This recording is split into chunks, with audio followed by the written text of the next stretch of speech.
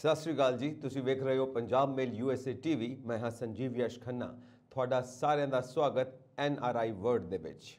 ਸ਼ੁਰੂਆਤ ਕਰਦੇ ਹਾਂ ਕੁਝ ਗੱਲਾਂ ਤੋਂ ਜਿਹੜੀਆਂ ਮੈਂ ਤੁਹਾਡੇ ਨਾਲ ਸਾਂਝੀਆਂ ਕਰਦੀਆਂ ਨੇ। ਕੀ ਵਾਪਰ ਰਿਹਾ ਹੈ ਵਿਦੇਸ਼ੀ ਧਰਤੀਆਂ ਦੇ ਉੱਤੇ, ਉਸ ਦੇ ਬਾਰੇ ਝਾਤ ਮਾਰਦੇ ਹਾਂ। ਫਿਰ ਅੱਗੇ ਜਾ ਕੇ ਅਸੀਂ ਕੁਝ ਇੰਪੋਰਟੈਂਟ ਨਿਊਜ਼ ਦੇ ਉੱਤੇ ਹੋਰ ਗੱਲਬਾਤ ਕਰਾਂਗੇ ਆਪਣੇ ਐਕਸਪਰਟ ਦੇ ਨਾਲ। ਸੋ ਕੈਲੀਫੋਰਨੀਆ ਦੇ ਯੋਸੇਮਿਟ ਨੈਸ਼ਨਲ ਪਾਰਕ ਨੇੜੇ ਜੰਗਲ ਦੀ ਅੱਗ ਦੇ ਕੁਝ ਹੱਦ ਤੱਕ ਕਾਬੂ ਪਾ ਲਿਆ, ਜਿਸ ਵਿੱਚ ਹੁਣ ਤੱਕ 55 ਘਰ ਤੇ ਹੋਰ ਇਮਾਰਤਾਂ ਸੜ ਕੇ ਸੁਆਹ ਹੋ ਗਈਆਂ ਨੇ। ਜਦੋਂ ਅਸੀਂ ਇਹ ਪ੍ਰੋਗਰਾਮ ਰਿਕਾਰਡ ਕਰ ਰਹੇ ਹਾਂ ਉਸ ਵਕਤ ਤੱਕ ਜੋ ਸਾਡੇ ਕੋਲ ਨਿਊਜ਼ ਪਹੁੰਚੀ ਹੈ, ਤੇ ਅੱਗ ਕਾਰਨ ਹਜ਼ਾਰਾਂ ਲੋਕਾਂ ਨੂੰ ਆਪਣੇ ਘਰ ਛੱਡਣੇ ਪਏ। ਅਧਿਕਾਰੀਆਂ ਨੇ ਸੋਮਵਾਰ ਨੂੰ ਇਹ ਜਾਣਕਾਰੀ ਦਿੱਤੀ ਹੈ। ਕੈਲੀਫੋਰਨੀਆ ਦੇ ਜੰਗਲਾਤ ਅਤੇ ਅੱਗ ਸੁਰੱਖਿਆ ਵਿਭਾਗ ਦੇ ਅਨੁਸਾਰ ਇਹ ਹਵਾਈ ਜਹਾਜ਼ ਅਤੇ ਫਾਇਰ ਫਾਈਟਰਾਂ ਲਈ ਇੱਕ ਸਫਲ ਦਿਨ ਸੀ, ਜਿਸ ਵਿੱਚ ਅੱਗ ਨੂੰ ਕੁਝ ਹੱਦ ਤੱਕ ਕਾਬੂ ਵਿੱਚ ਲਿਆਂਦਾ ਗਿਆ। ਹੈਲੀਕਾਪਟਰਾਂ ਰਾਹੀਂ ਅੱਗ ਤੇ 3 ਲੱਖ ਗੈਲਨ ਪਾਣੀ ਡੋਲਿਆ ਗਿਆ। ਉਹਨਾਂ ਨੇ ਇਹ ਵੀ ਕਿਹਾ ਕਿ ਦਮਕਲ ਕਰਮੀ ਵੀ ਅੱਗ ਤੇ ਕਾਬੂ ਪਾਉਣ ਦੀ ਲਗਾਤਾਰ ਕੋਸ਼ਿਸ਼ ਕਰ ਰਹੇ ਨੇ। ਇਸ ਦੌਰਾਨ ਅਧਿਕਾਰੀਆਂ ਨੇ ਇਹ ਦੱਸਿਆ ਕਿ ਡਲਾਸ ਵਿੱਚ 300 ਗਜ਼ ਦੀ ਖੁੱਲ੍ਹੇ ਮੈਦਾਨ ਵਿੱਚ ਅੱਗ ਘੱਟੋ ਘੱਟ ਲੱਗਣ ਕਾਰਨ 20 ਘਰ ਤਬਾਹ ਹੋ ਗਏ।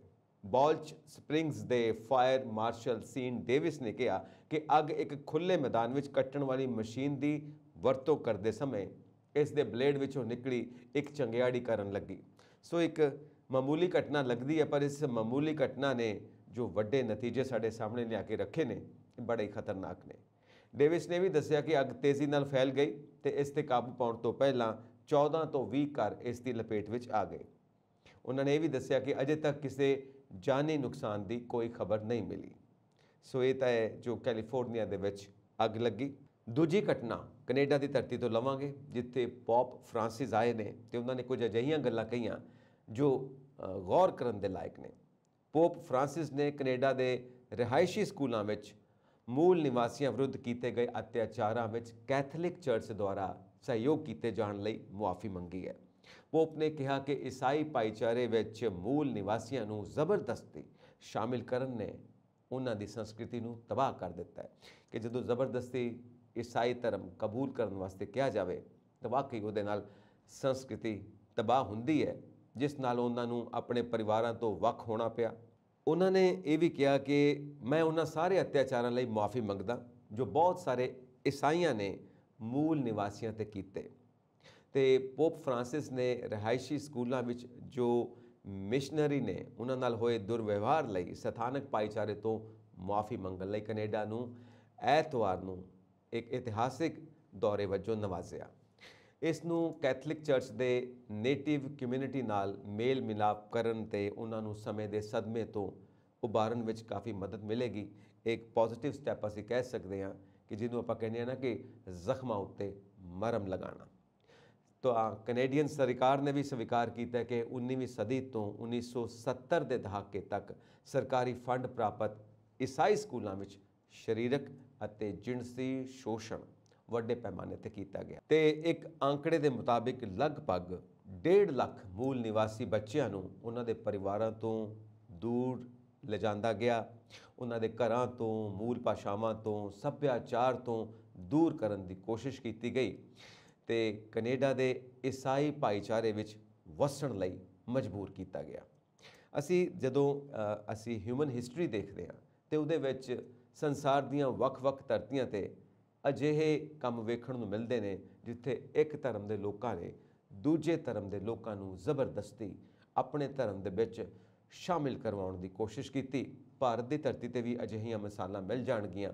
ਜਦੋਂ ਅਸੀਂ ਪੁਰਾਣੇ ਸਮੇਂ ਵਿੱਚ ਦੇਖਦੇ ਹਾਂ ਕਿ ਵੱਖੋ-ਵੱਖ ਦੇਸ਼ਾਂ ਤੋਂ ਰਾਜਾ ਮਹਾਰਾਜਾ ਆਏ, ਉਹਨਾਂ ਨੇ ਇੰਡੀਆ ਦੇ ਵਿੱਚ, ਭਾਰਤ ਦੇ ਵਿੱਚ ਕਈ ਇਲਾਕਿਆਂ ਦੇ ਉੱਤੇ ਜਿੱਤ ਪ੍ਰਾਪਤ ਕੀਤੀ ਤੇ ਉਸ ਤੋਂ ਬਾਅਦ ਉੱਥੋਂ ਦੇ ਨਿਵਾਸੀਆਂ ਨੂੰ ਜੋ ਹਾਰ ਗਏ ਨੇ ਆਪਣਾ ਧਰਮ ਛੱਡ ਕੇ ਉਹਨਾਂ ਵਿਦੇਸ਼ੀ ਧਰਮਾਂ ਦੇ ਵਿੱਚ ਆਪਣੇ ਆਪ ਨੂੰ ਢਾਲਣ ਲਈ ਮਜਬੂਰ ਕੀਤਾ। ਵਿਦੇਸ਼ੀ ਭਾਸ਼ਾਵਾਂ, ਵਿਦੇਸ਼ੀ ਸੱਭਿਆਚਾਰ, ਵਿਦੇਸ਼ੀ ਧਰਮ ਜ਼ਾਤਾਂ ਅਪਣਾਉਣ ਲਈ ਮਜਬੂਰ ਕੀਤਾ ਤੇ ਜਿਹੜੇ ਇਸ ਗੱਲ ਲਈ ਤਿਆਰ ਹੋ ਗਏ ਉਹਨਾਂ ਨੂੰ ਉਹ ਆਪਣੇ ਭਾਈਚਾਰੇ ਦੇ ਵਿੱਚ ਲੈ ਗਏ ਤੇ ਜਿਨ੍ਹਾਂ ਨੇ ਵਿਰੋਧ ਕੀਤਾ ਉਹਨਾਂ ਨੂੰ ਮੌਤ ਦੇ ਘਾਟ ਉਤਾਰ ਦਿੱਤਾ ਗਿਆ। ਸੋ ਇਹ ਐਗਜ਼ਾਮਪਲਸ ਪੂਰੀ ਦੁਨੀਆ ਵਿੱਚ ਵੇਖਣ ਨੂੰ ਮਿਲਦੀਆਂ ਨੇ।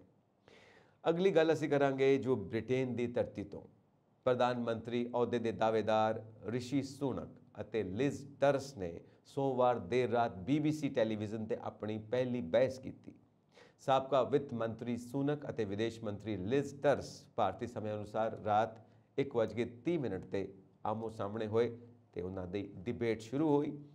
ਬੋਰਿਸ ਜੌਨਸਨ ਦਾ ਉੱਤਰਾਧਿਕਾਰੀ ਕੌਣ ਬਣੇਗਾ, ਇਸ ਲਈ ਦੋਵਾਂ ਉਮੀਦਵਾਰਾਂ ਨੇ ਇੱਕ ਦੂਜੇ ਤੇ ਕਈ ਤਿੱਖੇ ਸਵਾਲ ਕੀਤੇ ਤੇ ਆਪੋ ਆਪਣੀ ਗੱਲ ਲੋਕਾਂ ਦੇ ਸਾਹਮਣੇ ਰੱਖੀ। ਦੋਵਾਂ ਨੇ ਆਰਥਿਕਤਾ ਨੂੰ ਲੈ ਕੇ ਯਾਨੀ ਇਕਨੋਮੀ ਨੂੰ ਲੈ ਕੇ ਇੱਕ ਦੂਜੇ ਨੂੰ ਘੇਰ ਲਿਆ। ਸੁਨਕ ਨੇ ਟਰਸ ਨੂੰ ਦੱਸਿਆ ਕਿ ਉਸ ਦੀ ਟੈਕਸ ਕਟੌਤੀ ਦੀ ਯੋਜਨਾ ਲੱਖਾਂ ਲੋਕਾਂ ਨੂੰ ਦੁੱਖਾਂ ਵਿੱਚ ਮਾਰ ਦੇਵੇਗੀ ਤੇ ਕੰਜ਼ਰਵੇਟਿਵ ਅਗਲੀਆਂ ਚੋਣਾਂ ਵਿੱਚ ਕੀਮਤ ਅਦਾ ਕਰਨਗੇ। ਦੂਜੇ ਪਾਸੇ ਟਰਸ ਨੇ ਦਾਅਵਾ ਕੀਤਾ ਕਿ ਸੁਨਕ ਦੀ ਯੋਜਨਾ ਦੇਸ਼ ਨੂੰ ਮੰਦੀ ਵੱਲ ਲੈ ਕੇ ਜਾਵੇਗੀ। ਸੋ ਦੋਵੇਂ ਹੀ ਇੰਟੈਲੀਜੈਂਟ ਉਮੀਦਵਾਰ ਨੇ ਤੇ ਦੋਵੇਂ ਇੱਕ ਦੂਜੇ ਨੂੰ ਬੜੇ ਤਿੱਖੇ ਸਵਾਲ ਕਰਦੇ ਨੇ ਤੇ ਬੜੀ ਚੰਗੀ ਤਰ੍ਹਾਂ ਖੇਡਦੇ ਨੇ। ਵੇਖਣ ਵਾਲਿਆਂ ਨੂੰ ਵੀ ਮਜ਼ਾ ਆਉਂਦਾ, ਨਾਲ ਖੁਸ਼ੀ ਵੀ ਹੁੰਦੀ ਹੈ ਕਿ ਇੰਨੇ ਕਾਬਿਲ ਆਦਮੀ ਇਸ ਦੌੜ ਦੇ ਵਿੱਚ ਸ਼ਾਮਿਲ ਨੇ। ਖੈਰ ਇਹ ਤਾਂ ਵਕਤ ਦੱਸੇਗਾ ਕਿ ਪ੍ਰਾਈਮ ਮਿਨਿਸਟਰਸ਼ਿਪ ਕਿਹਨਾਂ ਦੀ ਝੋਲੀ ਵਿੱਚ ਪੈਂਦੀ ਹੈ। ਤਾਂ ਵਿਦੇਸ਼ ਸਕੱਤਰ ਤੇ ਸਾਬਕਾ ਚਾਂਸਲਰ ਜੋ 3 ਹਫ਼ਤੇ ਪਹਿਲਾਂ ਤੱਕ ਇੱਕੋ ਮੰਤਰੀ ਮੰਡਲ ਵਿੱਚ ਸਨ, ਅੱਜ ਸਟੋਕ ਔਨ ਟ੍ਰੈਂਟ ਦੇ ਵਿਕਟੋਰੀਆ ਹਾਲ ਵਿੱਚ ਸਟੇਜ ਤੇ ਇਲਜ਼ਾਮ ਲਗਾ ਰਹੇ ਸਨ। ਸੱਭਿਆਚਾਰ ਮੰਤਰੀ ਅਤੇ ਜੌਨਸਨ ਦੀ ਵਫਾਦਾਰ ਨਦੀਨ ਡੋਰਿਸ ਪ੍ਰਧਾਨ ਮੰਤਰੀ ਅਹੁਦੇ ਦੀ ਦੌੜ ਵਿੱਚ ਟਰਸ ਦਾ ਸਮਰਥਨ ਕਰ ਰਹੀ ਹੈ। ਉਸ ਨੇ ਸੁਨਕ ਦੇ 3500 ਪਾਉਂਡ ਦੇ ਜੋ ਬੇਸਬਾਲ ਸੂਟ ਤੇ ਪ੍ਰਦਾ ਦੇ ਬੂਟਸ ਨੇ ਉਹਨਾਂ ਬਾਰੇ ਡੇਲੀ ਮੇਲ ਦੀ ਰਿਪੋਰਟ ਨੂੰ ਟਵੀਟ ਕਰਨ ਲਈ ਸੋਮਵਾਰ ਸਵੇਰੇ ਟਵਿੱਟਰ ਦਾ ਸਹਾਰਾ ਲਿਆ। ਇਹ ਟਵੀਟ ਕਰਕੇ ਉਹਨਾਂ ਨੇ ਸੁਨਕ ਨੂੰ ਬ੍ਰਿਟੇਨ ਦੇ ਆਮ ਲੋਕਾਂ ਤੋਂ ਵੱਖਰਾ ਦਿਖਾਉਣ ਦੀ ਕੋਸ਼ਿਸ਼ ਕੀਤੀ ਕਿ ਦੇਖੋ ਬੜੇ ਮਹਿੰਗੇ ਕੱਪੜੇ ਤੇ ਮਹਿੰਗੇ ਸ਼ੂਜ਼ ਪਾਉਂਦੇ ਨੇ ਤੇ ਆਮ ਲੋਕਾਂ ਦੀ ਗੱਲ ਕਰਦੇ ਨੇ। ਖੈਰ ਰਾਜਨੀਤੀ ਹੈ, ਇੱਕ ਦੂਜੇ ਦੇ ਉੱਤੇ ਹਾਵੀ ਪੈਣ ਲਈ ਇੱਦਾਂ ਦੇ ਦਾਅ ਪੇਚ ਅਪਣਾਏ ਜਾਂਦੇ ਨੇ। ਦੁਨੀਆ ਦੇ ਹਰ ਮੁਲਕ ਦੇ ਵਿੱਚ ਇਹ ਚੀਜ਼ਾਂ ਚੱਲਦੀਆਂ ਨੇ ਰਾਜਨੀਤੀ ਦੇ ਵਿੱਚ। ਤੇ ਡੋਰਿਸ ਨੇ ਕਿਹਾ ਕਿ ਸੁਨਕ ਵੱਲ ਵੇਖੋ, ਇਸ ਦੇ ਨਾਲ ਹੀ ਲਿਜ਼ ਟਰਸ 4.50 ਪਾਉਂਡ ਦੀ ਆਪਣੀ ਏਅਰ ਰਿੰਗ ਪਹਿਨ ਕੇ ਦੇਸ਼ ਦੀ ਯਾਤਰਾ ਕਰੇਗੀ। ਸੋ ਇਹ ਵੀ ਗੱਲਾਂ ਨੇ ਜੋ ਸਾਹਮਣੇ ਆਉਂਦੀਆਂ ਨੇ। ਤੇ ਨਾਲ ਉਹਨਾਂ ਨੇ ਇਹ ਵੀ ਕਿਹਾ ਕਿ ਜੋ ਸੰਸਥਾਵਾਂ ਇਸ ਚੀਜ਼ ਨੂੰ ਸੌਫਟ ਪਾਵਰ ਦੇ ਰੂਪ ਦੇ ਵਿੱਚ ਇਸਤੇਮਾਲ ਕਰ ਰਹੀਆਂ ਨੇ ਉਹਨਾਂ ਦੀਆਂ ਯੋਜਨਾਵਾਂ ਦਾ ਪਰਦਾਫਾਸ਼ ਕਰਨਗੇ। ਇਹ ਸੰਸਥਾਵਾਂ UK ਵਿੱਚ ਚੀਨੀ ਭਾਸ਼ਾ ਦੀ ਸਿੱਖਿਆ ਤੇ ਸੱਭਿਆਚਾਰ ਨੂੰ ਉਤਸ਼ਾਹਿਤ ਕਰਦੀਆਂ ਨੇ। ਦੀ ਗਾਰਡੀਅਨ ਦੇ ਅਨੁਸਾਰ ਉਹ ਵਿਦੇਸ਼ ਸਕੱਤਰ ਅਤੇ ਪੱਛਮੀ ਨੇਤਾਵਾਂ ਤੇ ਚੀਨ ਦੀਆਂ ਨਾਪਾਕ ਗਤੀਵਿਧੀਆਂ ਤੇ ਇੱਛਾਵਾਂ ਵੱਲ ਅੱਖਾਂ ਬੰਦ ਕਰਨ ਦਾ ਦੋਸ਼ ਲਗਾਉਂਦੇ ਹੋਏ ਕੰਜ਼ਰਵੇਟਿਵ ਲੀਡਰਸ਼ਿਪ ਦੀ ਦੌੜ ਵਿੱਚ ਆਪਣੀ ਵਿਰੋਧੀ ਲਿਜ਼ ਟਰਸ ਦਾ ਸਾਹਮਣਾ ਕਰੇਗਾ ਅਤੇ ਇੱਕ ਨਵਾਂ ਨਾਟੋ ਗੱਠਜੋੜ ਸਥਾਪਿਤ ਕਰਨ ਦੀ ਅਪੀਲ ਕਰੇਗਾ। ਟੋਰੀ ਲੀਡਰਸ਼ਿਪ ਦੀ ਦੌੜ ਵਿੱਚ ਰਾਸ਼ਟਰੀ ਸੁਰੱਖਿਆ ਅਤੇ ਅੰਤਰਰਾਸ਼ਟਰੀ ਮਾਮਲਿਆਂ 'ਤੇ ਧਿਆਨ ਕੇਂਦਰਿਤ ਕਰਨ ਦੀ ਕੋਸ਼ਿਸ਼ ਵਿੱਚ ਸੁਨਕ ਦੁਆਰਾ ਸੋਮਵਾਰ ਨੂੰ ਇਹ ਕਹਿਣ ਦੀ ਉਮੀਦ ਹੈ ਕਿ ਚੀਨ ਬ੍ਰਿਟੇਨ ਅਤੇ ਦੁਨੀਆ ਦੀ ਆਰਥਿਕ ਅਤੇ ਰਾਸ਼ਟਰੀ ਸੁਰੱਖਿਆ ਲਈ ਸਭ ਤੋਂ ਵੱਡਾ ਲੰਮੇ ਸਮੇਂ ਦਾ ਖਤਰਾ ਹੈ। ਸੋ ਆਪਣੀ ਆਬਜ਼ਰਵੇਸ਼ਨ ਹੈ ਕਿਉਂਕਿ ਉਹਨਾਂ ਦੀ ਬੈਕਗਰਾਊਂਡ ਸਾਰੀ ਇਕਨੋਮਿਕਸ ਦੀ ਹੈ, ਲੰਡਨ ਸਕੂਲ ਆਫ ਕਾਮਰਸ ਤੋਂ ਪੜ੍ਹੇ ਹੋਏ ਨੇ, ਇਸ ਕਰਕੇ ਇਸ ਸਾਰੀ ਡਿਵੈਲਪਮੈਂਟ ਨੂੰ ਉਹ ਆਪਣੇ ਪੁਆਇੰਟ ਆਫ ਵਿਊ ਨਾਲ ਦੇਖਦੇ ਨੇ। ਤੇ ਚਾਂਸਲਰ ਨੇ ਕਿਹਾ ਕਿ ਉਹ ਸਾਡੀ ਟੈਕਨੋਲੋਜੀ ਚੋਰੀ ਕਰ ਰਹੇ ਨੇ ਅਤੇ ਸਾਡੀਆਂ ਯੂਨੀਵਰਸਿਟੀਆਂ ਵਿੱਚ ਘੁਸਪੈਠ ਕਰ ਰਹੇ ਨੇ। ਵਿਦੇਸ਼ਾਂ ਵਿੱਚ ਉਹ ਆਪਣਾ ਤੇਲ ਖਰੀਦ ਕੇ ਅਤੇ ਤਾਈਵਾਨ ਸਮੇਤ ਆਪਣੇ ਗੁਆਂਢੀਆਂ ਨੂੰ ਡਰਾਉਣ ਦੀ ਕੋਸ਼ਿਸ਼ ਕਰਕੇ ਯੂਕਰੇਨ ਤੇ ਪੁਤਿਨ ਦੇ ਫਾਸੀਵਾਦੀ ਹਮਲੇ ਨੂੰ ਵਧਾ ਰਹੇ ਨੇ। ਗਾਰਡੀਅਨ ਦੇ ਅਨੁਸਾਰ ਸੁਨਕ ਵਿਕਾਸਸ਼ੀਲ ਦੇਸ਼ਾਂ ਨੂੰ ਬੇਮਿਸਾਲ ਕਰਜ਼ੇ ਅਤੇ ਉਹਨਾਂ ਦੀਆਂ ਜਾਇਦਾਦਾਂ ਨੂੰ ਜ਼ਬਤ ਕਰਨ ਜਾਂ ਉਹਨਾਂ ਦੇ ਸਿਰਾਂ ਤੇ ਕੂਟਨੀਤਿਕ ਬੰਦੂਕ ਰੱਖਣ ਦੇ ਨਾਲ-ਨਾਲ ਸਿੰਜਿਆਂਗ ਅਤੇ ਹਾਂਗਕਾਂਗ ਵਿੱਚ ਆਪਣੇ ਹੀ ਨਾਗਰਿਕਾਂ ਨੂੰ ਤਸੀਹੇ ਦੇਣ, ਨਜ਼ਰਬੰਦ ਕਰਨ ਅਤੇ ਉਹਨਾਂ ਨੂੰ ਪ੍ਰੇਰਿਤ ਕਰਨ ਲਈ ਚੀਨ ਸਰਕਾਰ ਦੀ ਆਲੋਚਨਾ ਕਰਨਗੇ। ਇਹ ਮੈਂ ਕੋਟ ਕਰ ਰਿਹਾ ਨਿਊਜ਼ਪੇਪਰ ਦੇ ਵਿੱਚੋਂ। ਸੋ ਸਥਿਤੀ ਇਹ ਬਣੀ ਹੋਈ ਹੈ ਕਿ ਬਹੁਤ ਹੀ ਬਾਰੀਕੀ ਨਾਲ ਉਹ ਆਪਣੇ ਨੈਸ਼ਨਲ ਤੇ ਇੰਟਰਨੈਸ਼ਨਲ ਮਾਮਲਿਆਂ ਦੇ ਉੱਤੇ ਇੱਕ ਦੂਜੇ ਨਾਲ ਡਿਬੇਟ ਕਰਦੇ ਹੋਏ ਦਿਖਾਈ ਦਿੱਤੇ ਨੇ। ਹਾਲਾਂਕਿ ਬੋਰਿਸ ਜੌਨਸਨ ਨੂੰ ਬਦਲਣ ਦੀ ਲੜਾਈ ਵਿੱਚ ਜੋ ਨਵੀਂ ਮੋਰਚੇ ਦੀ ਮੁਹਿੰਮ ਛਿੜੀ ਹੈ ਉਹ ਟਰਸ ਸਮਰਥਕਾਂ ਦਾ ਮੁੜ ਮੁਲਾਂਕਣ ਵੇਖੇਗੀ। ਇਸ ਦੌਰਾਨ ਸਾਬਕਾ ਕੰਜ਼ਰਵੇਟਿਵ ਪਾਰਟੀ ਦੇ ਨੇਤਾ ਇਆਨ ਡੰਕਨ ਸਮਿਥ ਨੇ ਕਿਹਾ ਕਿ ਇਹ ਘੋਸ਼ਣਾ ਪਖੰਡੀ ਸੀ ਕਿਉਂਕਿ ਸੁਨਕ 2 ਸਾਲਾਂ ਲਈ ਖਜ਼ਾਨਾ ਚਾਂਸਲਰ ਸੀ ਅਤੇ ਚੀਨ ਨਾਲ ਆਰਥਿਕ ਸਮਝੌਤਾ ਕਰਨ ਲਈ ਸਖਤ ਮਿਹਨਤ ਕੀਤੀ ਸੀ। ਸੋ ਦੇਖੋ ਹੁਣ ਦੋਵੇਂ ਪਾਸੇ ਦਾਅ ਪੇਚ ਚੱਲਦੇ ਪਏ ਨੇ, ਇੱਕ ਦੂਜੇ ਨੂੰ ਥੱਲੇ ਦਿਖਾਉਣ ਦੀ, ਇੱਕ ਦੂਜੇ ਨੂੰ ਨੀਵਾਂ ਦਿਖਾਉਣ ਦੀ ਕੋਸ਼ਿਸ਼ ਹੋ ਰਹੀ ਆ। ਸੋ ਦੇਖੋ ਪਬਲਿਕ ਕਿੱਥੋਂ ਤੱਕ ਇਹ ਚੀਜ਼ਾਂ ਸਮਝਦੀ ਹੈ। ਸੋ ਪ੍ਰੀ ਪੋਲ ਦਿਖਾਉਂਦੇ ਨੇ ਕਿ ਲਿਜ਼ ਟਰਸ ਰਿਸ਼ੀ ਸੁਨਕ ਤੋਂ ਅੱਗੇ ਹੈ। ਇਸ ਦੇ ਬਾਵਜੂਦ ਬ੍ਰਿਟੇਨ ਵਿੱਚ ਰਹਿਣ ਵਾਲੇ ਲੋਕ ਰਿਸ਼ੀ ਸੁਨਕ ਤੇ ਭਰੋਸਾ ਜਤਾਉਂਦੇ ਨੇ। ਆਉਣ ਵਾਲੇ ਦਿਨਾਂ ਵਿੱਚ ਕੰਜ਼ਰਵੇਟਿਵ ਪਾਰਟੀ ਦੇ ਮੈਂਬਰ ਆਪਣੇ ਨੇਤਾ ਨੂੰ ਵੋਟ ਪਾਉਣਗੇ। ਨਤੀਜਾ 5 ਸਤੰਬਰ ਨੂੰ ਐਲਾਨਿਆ ਜਾਵੇਗਾ। ਜੇਤੂ ਉਮੀਦਵਾਰ ਨੂੰ ਬ੍ਰਿਟੇਨ ਦਾ ਨਵਾਂ ਪ੍ਰਧਾਨ ਮੰਤਰੀ ਬਣਾਇਆ ਜਾਵੇਗਾ। ਸੋ ਅਸੀਂ ਰਿਸ਼ੀ ਸੁਨਕ ਸਾਹਿਬ ਨੂੰ ਆਲ ਦਾ ਬੈਸਟ ਕਹਿੰਦੇ ਹਾਂ, ਕਿਉਂਕਿ ਸਾਨੂੰ ਖੁਸ਼ੀ ਹੋਏਗੀ ਕਿ ਭਾਰਤੀ ਮੂਲ ਦਾ ਇੱਕ ਵਿਅਕਤੀ ਬ੍ਰਿਟੇਨ ਦਾ ਪ੍ਰਾਈਮ ਮਿਨਿਸਟਰ ਬਣੇ। ਸੋ ਹੁਣ ਅੱਗੇ ਵਧਦੇ ਹਾਂ ਆਪਣੇ ਇਸ ਪ੍ਰੋਗਰਾਮ ਨੂੰ, NRI ਵਰਡ ਨੂੰ ਅੱਗੇ ਵਧਾਉਂਦੇ ਹਾਂ ਤੇ ਗੱਲ ਕਰਦੇ ਹਾਂ ਆਪਣੇ ਐਕਸਪਰਟ ਦੇ ਨਾਲ। ਸਾਡੇ ਨਾਲ ਸਟੂਡੀਓਜ਼ ਦੇ ਵਿੱਚ ਮੌਜੂਦ ਨੇ Hardeep Singh Sodhi. Sodhi Sahib, welcome to the show. Thank you ji. ਸਤਿ ਸ਼੍ਰੀ ਅਕਾਲ ਜੀ ਸੰਜੀਵ ਜੀ ਤੇ ਤੁਹਾਡੀ ਟੈਕਨੀਕਲ ਟੀਮ ਤੇ ਸੁਣਨ ਵਾਲੇ ਸਰੋਤਿਆਂ ਨੂੰ ਸਤਿਕਾਰ ਸਹਿਤ ਸਤਿ ਸ਼੍ਰੀ ਅਕਾਲ। ਤੁਹਾਨੂੰ ਵੀ ਸਤਿ ਸ਼੍ਰੀ ਅਕਾਲ। ਹੋਰ ਸੁਣਾਓ, ਸੁਖ ਸ਼ਾਂਤ ਸਭ ਠੀਕ ਠਾਕ? ਹਾਂ ਬਿਲਕੁਲ ਠੀਕ ਹੈ ਜੀ। ਤੇ ਫਿਰ ਕੋਈ ਗੱਲਬਾਤ ਹੋ ਜਾਏ ਅਮਰੀਕਾ ਦੀ ਧਰਤੀ ਤੋਂ, ਸਾਡੇ ਨਾਲ ਸਾਂਝੀ ਕਰੋ ਕੀ ਕੁਝ ਵਾਪਰ ਰਿਹਾ ਨਵਾਂ। ਅਸੀਂ ਜਿੱਥੋਂ ਤੱਕ ਨਿਊਜ਼ ਨੂੰ ਫੋਲੋ ਕੀਤਾ ਤੇ ਫਲੋਰੀਡਾ ਦੇ ਵਿੱਚ ਇੱਕ ਕਿਸ਼ਤੀ ਪਲਟ ਗਈ ਆ, ਬੜੀ ਦੁਖਦਾਈ ਖਬਰ ਹੈ। 2 ਦਿਨ ਪਹਿਲਾਂ ਦੀ ਨਿਊਜ਼ ਆਈ ਆ ਕਿ ਉਹ ਹੈਤੀ ਆ ਜਿਹੜੀ ਸਾਊਥ ਅਮਰੀਕਾ ਦਾ ਕੰਟਰੀ ਆ। ਹਾਂਜੀ। ਤੇ ਬੜਾ ਵੈਸੇ ਉਹ ਦੁਖਿਆਰਾ ਜਿਹਾ ਕੰਟਰੀ ਆ। 4-5 ਸਾਲ ਪਹਿਲਾਂ ਉੱਥੇ ਅਰਥਕੁਏਕ ਆਇਆ ਸੀ, ਬਹੁਤ ਜ਼ਬਰਦਸਤ, ਹਜ਼ਾਰਾਂ ਦੀ ਤਾਦਾਦ 'ਚ ਬੰਦੇ ਮਰ ਗਏ ਸੀ। ਵੈਸੇ ਗਰੀਬ ਮੁਲਕ ਆ। ਅੱਛਾ ਜੀ। ਤੇ ਉਹਦੀ ਕੋਈ ਉਦੋਂ ਵੀ ਬਹੁਤੀ ਕਿਸੇ ਨੇ ਬਾਂਹ ਨਹੀਂ ਸੀ ਫੜੀ, ਕੋਈ ਹੈਲਪ ਨਹੀਂ ਸੀ ਦਿੱਤੀ ਤੇ ਉਹ ਵਿਚਾਰੇ ਤੰਗੀ ਤੁੰਗੀ ਦੇ ਮਾਰੇ ਲੋਕ ਇੱਧਰ ਉੱਧਰ ਭਟਕਦੇ ਫਿਰਦੇ ਆ। ਤੇ ਉਹ ਕਿਸੇ ਤਰੀਕੇ ਮਤਲਬ ਅਮਰੀਕਾ ਚੋਂ ਨਾ ਆਉਣਾ ਸੀ। ਵਿੱਚ ਕੁਝ ਲੀਗਲ ਵੀ ਬੰਦੇ ਸੀ, ਕੁਝ ਇਲੀਗਲ ਸੀ, ਏਦਾਂ ਰਲਿਆ ਪੁਲਿਆ ਜਿਹਾ ਸੀਗਾ। ਤੇ ਕਿਸ਼ਤੀ ਰਾਹੀਂ ਪਾਰ ਕਰਦੇ ਸੀ ਤੇ ਉਹ ਕਿਸ਼ਤੀ ਰਾਹ ਵਿੱਚ ਕੋਈ ਜਣੋਂ ਦੇ 2 ਜਿਹੜਾ ਵਾਲੀ ਸੀ ਵੈਸੇ, ਪਰ ਕਿਤੇ ਫਾਲਟ ਪੈ ਗਿਆ। ਅੱਛਾ ਜੀ। ਇਹ ਹੋਇਆ ਵੀ ਉਹ ਕਿਸੇ ਟਰੱਕਸ ਵਗੈਰਾ ਦੇ ਨਿਗਾਹ ਚੜ ਗਈ ਤੇ ਕਾਫੀ ਸਾਰੇ ਬੰਦੇ ਨਾ ਬਚਾ ਲਏ ਵਿੱਚੋਂ। ਤੇ ਫਿਰ ਵੀ 17 ਬੰਦੇ ਜਿਹੜੇ ਉਹ ਜਾਨਾਂ ਗਵਾ ਗਏ ਡੁੱਬ ਕੇ ਪਾਣੀ 'ਚ।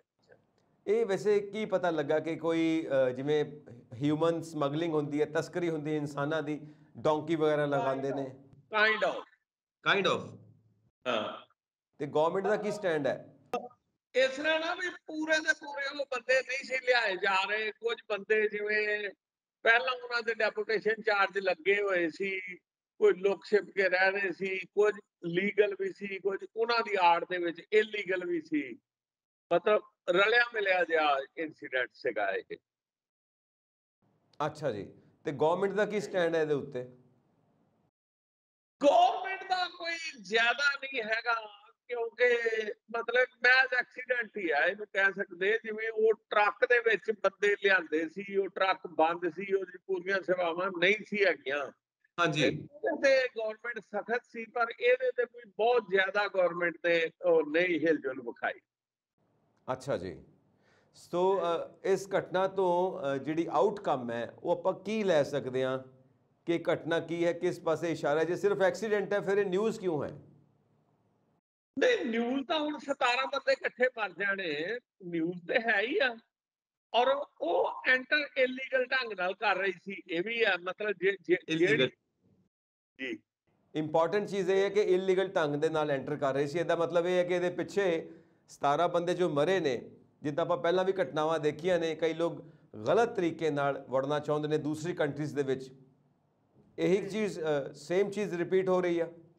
ਹਾਂ, ਮਤਲਬ ਜਿਹੜੀ ਇਲੀਗਲ ਕਿਸ਼ਤੀ ਆ ਨਾ, ਬਿਲਕੁਲ ਤੁਹਾਨੂੰ ਇਹ ਤਾਂ ਪਤਾ ਹੀ ਹੈ ਵੀ ਉਹ ਪੂਰੀ ਉਹਦੇ ਤੇ ਜਿਹੜੀ ਸੀ ਪੋਰਟ ਹੈ ਉਹਦੇ ਤੇ ਨਹੀਂ ਲੱਗਣੀ। ਉਹ 2-4 ਮੀਲ ਇੱਧਰ ਉੱਧਰ ਲਾਉਣਗੇ ਕਿਤੇ, ਹਾਂਜੀ, ਜਿੱਥੇ ਇਮੀਗ੍ਰੇਸ਼ਨ ਵਾਲਿਆਂ ਤੋਂ ਬਚਾਅ ਹੋ ਜਾਵੇ। ਤੇ ਉਹ ਫਿਰ ਮਤਲਬ ਜਿੱਥੇ ਪ੍ਰੋਪਰ ਜਗ੍ਹਾ ਨਹੀਂ ਹੈਗੀ ਉਹਦੀ ਕਿਸ਼ਤੀ ਦੇ ਲੱਗਣ ਦੀ, ਉੱਥੇ ਕੁਝ ਨਾ ਕੁਝ ਤਾਂ ਹੋਏਗਾ ਜੀ।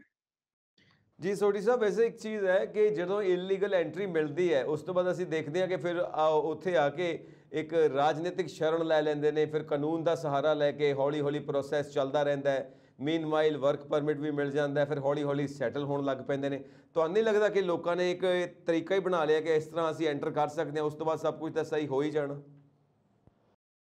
ਐਕਚੁਅਲੀ ਨਾ ਜੀ, ਇਹ ਜਿਹੜੇ ਅਨਪੜ੍ਹ ਜਨਤਾ ਜ਼ਿਆਦਾ, ਮਤਲਬ ਅਨਪੜ੍ਹ ਤੇ ਸਿੱਧੇ ਲਫ਼ਜ਼ਾਂ 'ਚ ਨਹੀਂ ਕਹਿ ਸਕਦੇ, ਪਰ ਮਤਲਬ ਥੋੜੀ ਜਿਹੀ ਨਾ ਲਾਪਰਵਾਹ ਜਿਹੇ ਲੋਕ ਜਾਂ ਕਿਵੇਂ ਹੈਗੇ ਆ, ਜਾਂ ਪੈਸੇ ਪੂਸੇ ਦੇ ਟੁੱਟੇ ਲੋਕ ਹੈ। हाँ ਮਤਲਬ जी। ਆਪਣੇ ਜਿਹੜੇ ਲੋਕ ਇੰਡੀਆ ਚੋਂ ਪਾਕਿਸਤਾਨ ਚੋਂ ਆਉਂਦੇ ਆ ਉਹ ਇਸ ਲਈ ਪ੍ਰਿਪੇਅਰ ਹੋ ਕੇ ਆਉਂਦੇ ਆ ਵੀ ਸਾਡੇ ਬੰਦੇ ਨੇ ਉੱਥੇ ਮੈਕਸੀਕੋ ਕੰਧ ਟੱਪਣੀ ਆ, ਉਸ ਤੋਂ ਬਾਅਦ ਉਹਨੇ ਅਰੈਸਟ ਹੋਣਾ, ਡਿਟੈਂਸ਼ਨ ਸੈਂਟਰ 'ਚ ਜਾਣਾ, ਫਿਰ ਜੱਜ ਨੇ ਉਹਨਾਂ ਨੂੰ ਬਾਂਡ ਪਾਉਣਾ, ਫਿਰ ਬਾਂਡ ਤੱਕ ਦੀ ਤਿਆਰੀ ਕਰਕੇ ਰੱਖਦੇ, ਪੈਸਾ ਉਹ ਦੇ ਦਿੰਦੇ ਆ।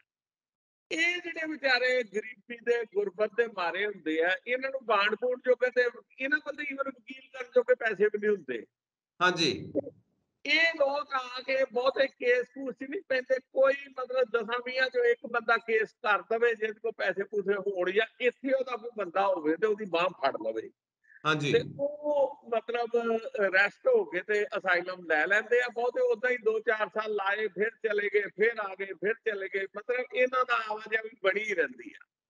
अच्छा, ਇਹਦਾ ਮਤਲਬ ਇਹ ਹੈ ਕਿ ਇਹਨਾਂ ਨੇ ਇੱਕ ਤਰੀਕਾ ਹੀ ਲੱਭ ਲਿਆ ਕਿ ਇਦਾਂ ਹੋਣਾ ਹੈ ਤੇ ਫਿਰ ਇਦਾਂ ਹੋਣਾ, ਉਹਦਾ ਇੰਤਜ਼ਾਮ ਕਰ ਲਓ, ਇੰਨਾ ਪੈਸਾ ਇੱਥੇ ਲੱਗੂ, ਇਦਾਂ ਕਰਕੇ ਤੁਸੀਂ ਸੈਟਲ ਹੋ ਸਕਦੇ ਹੋ।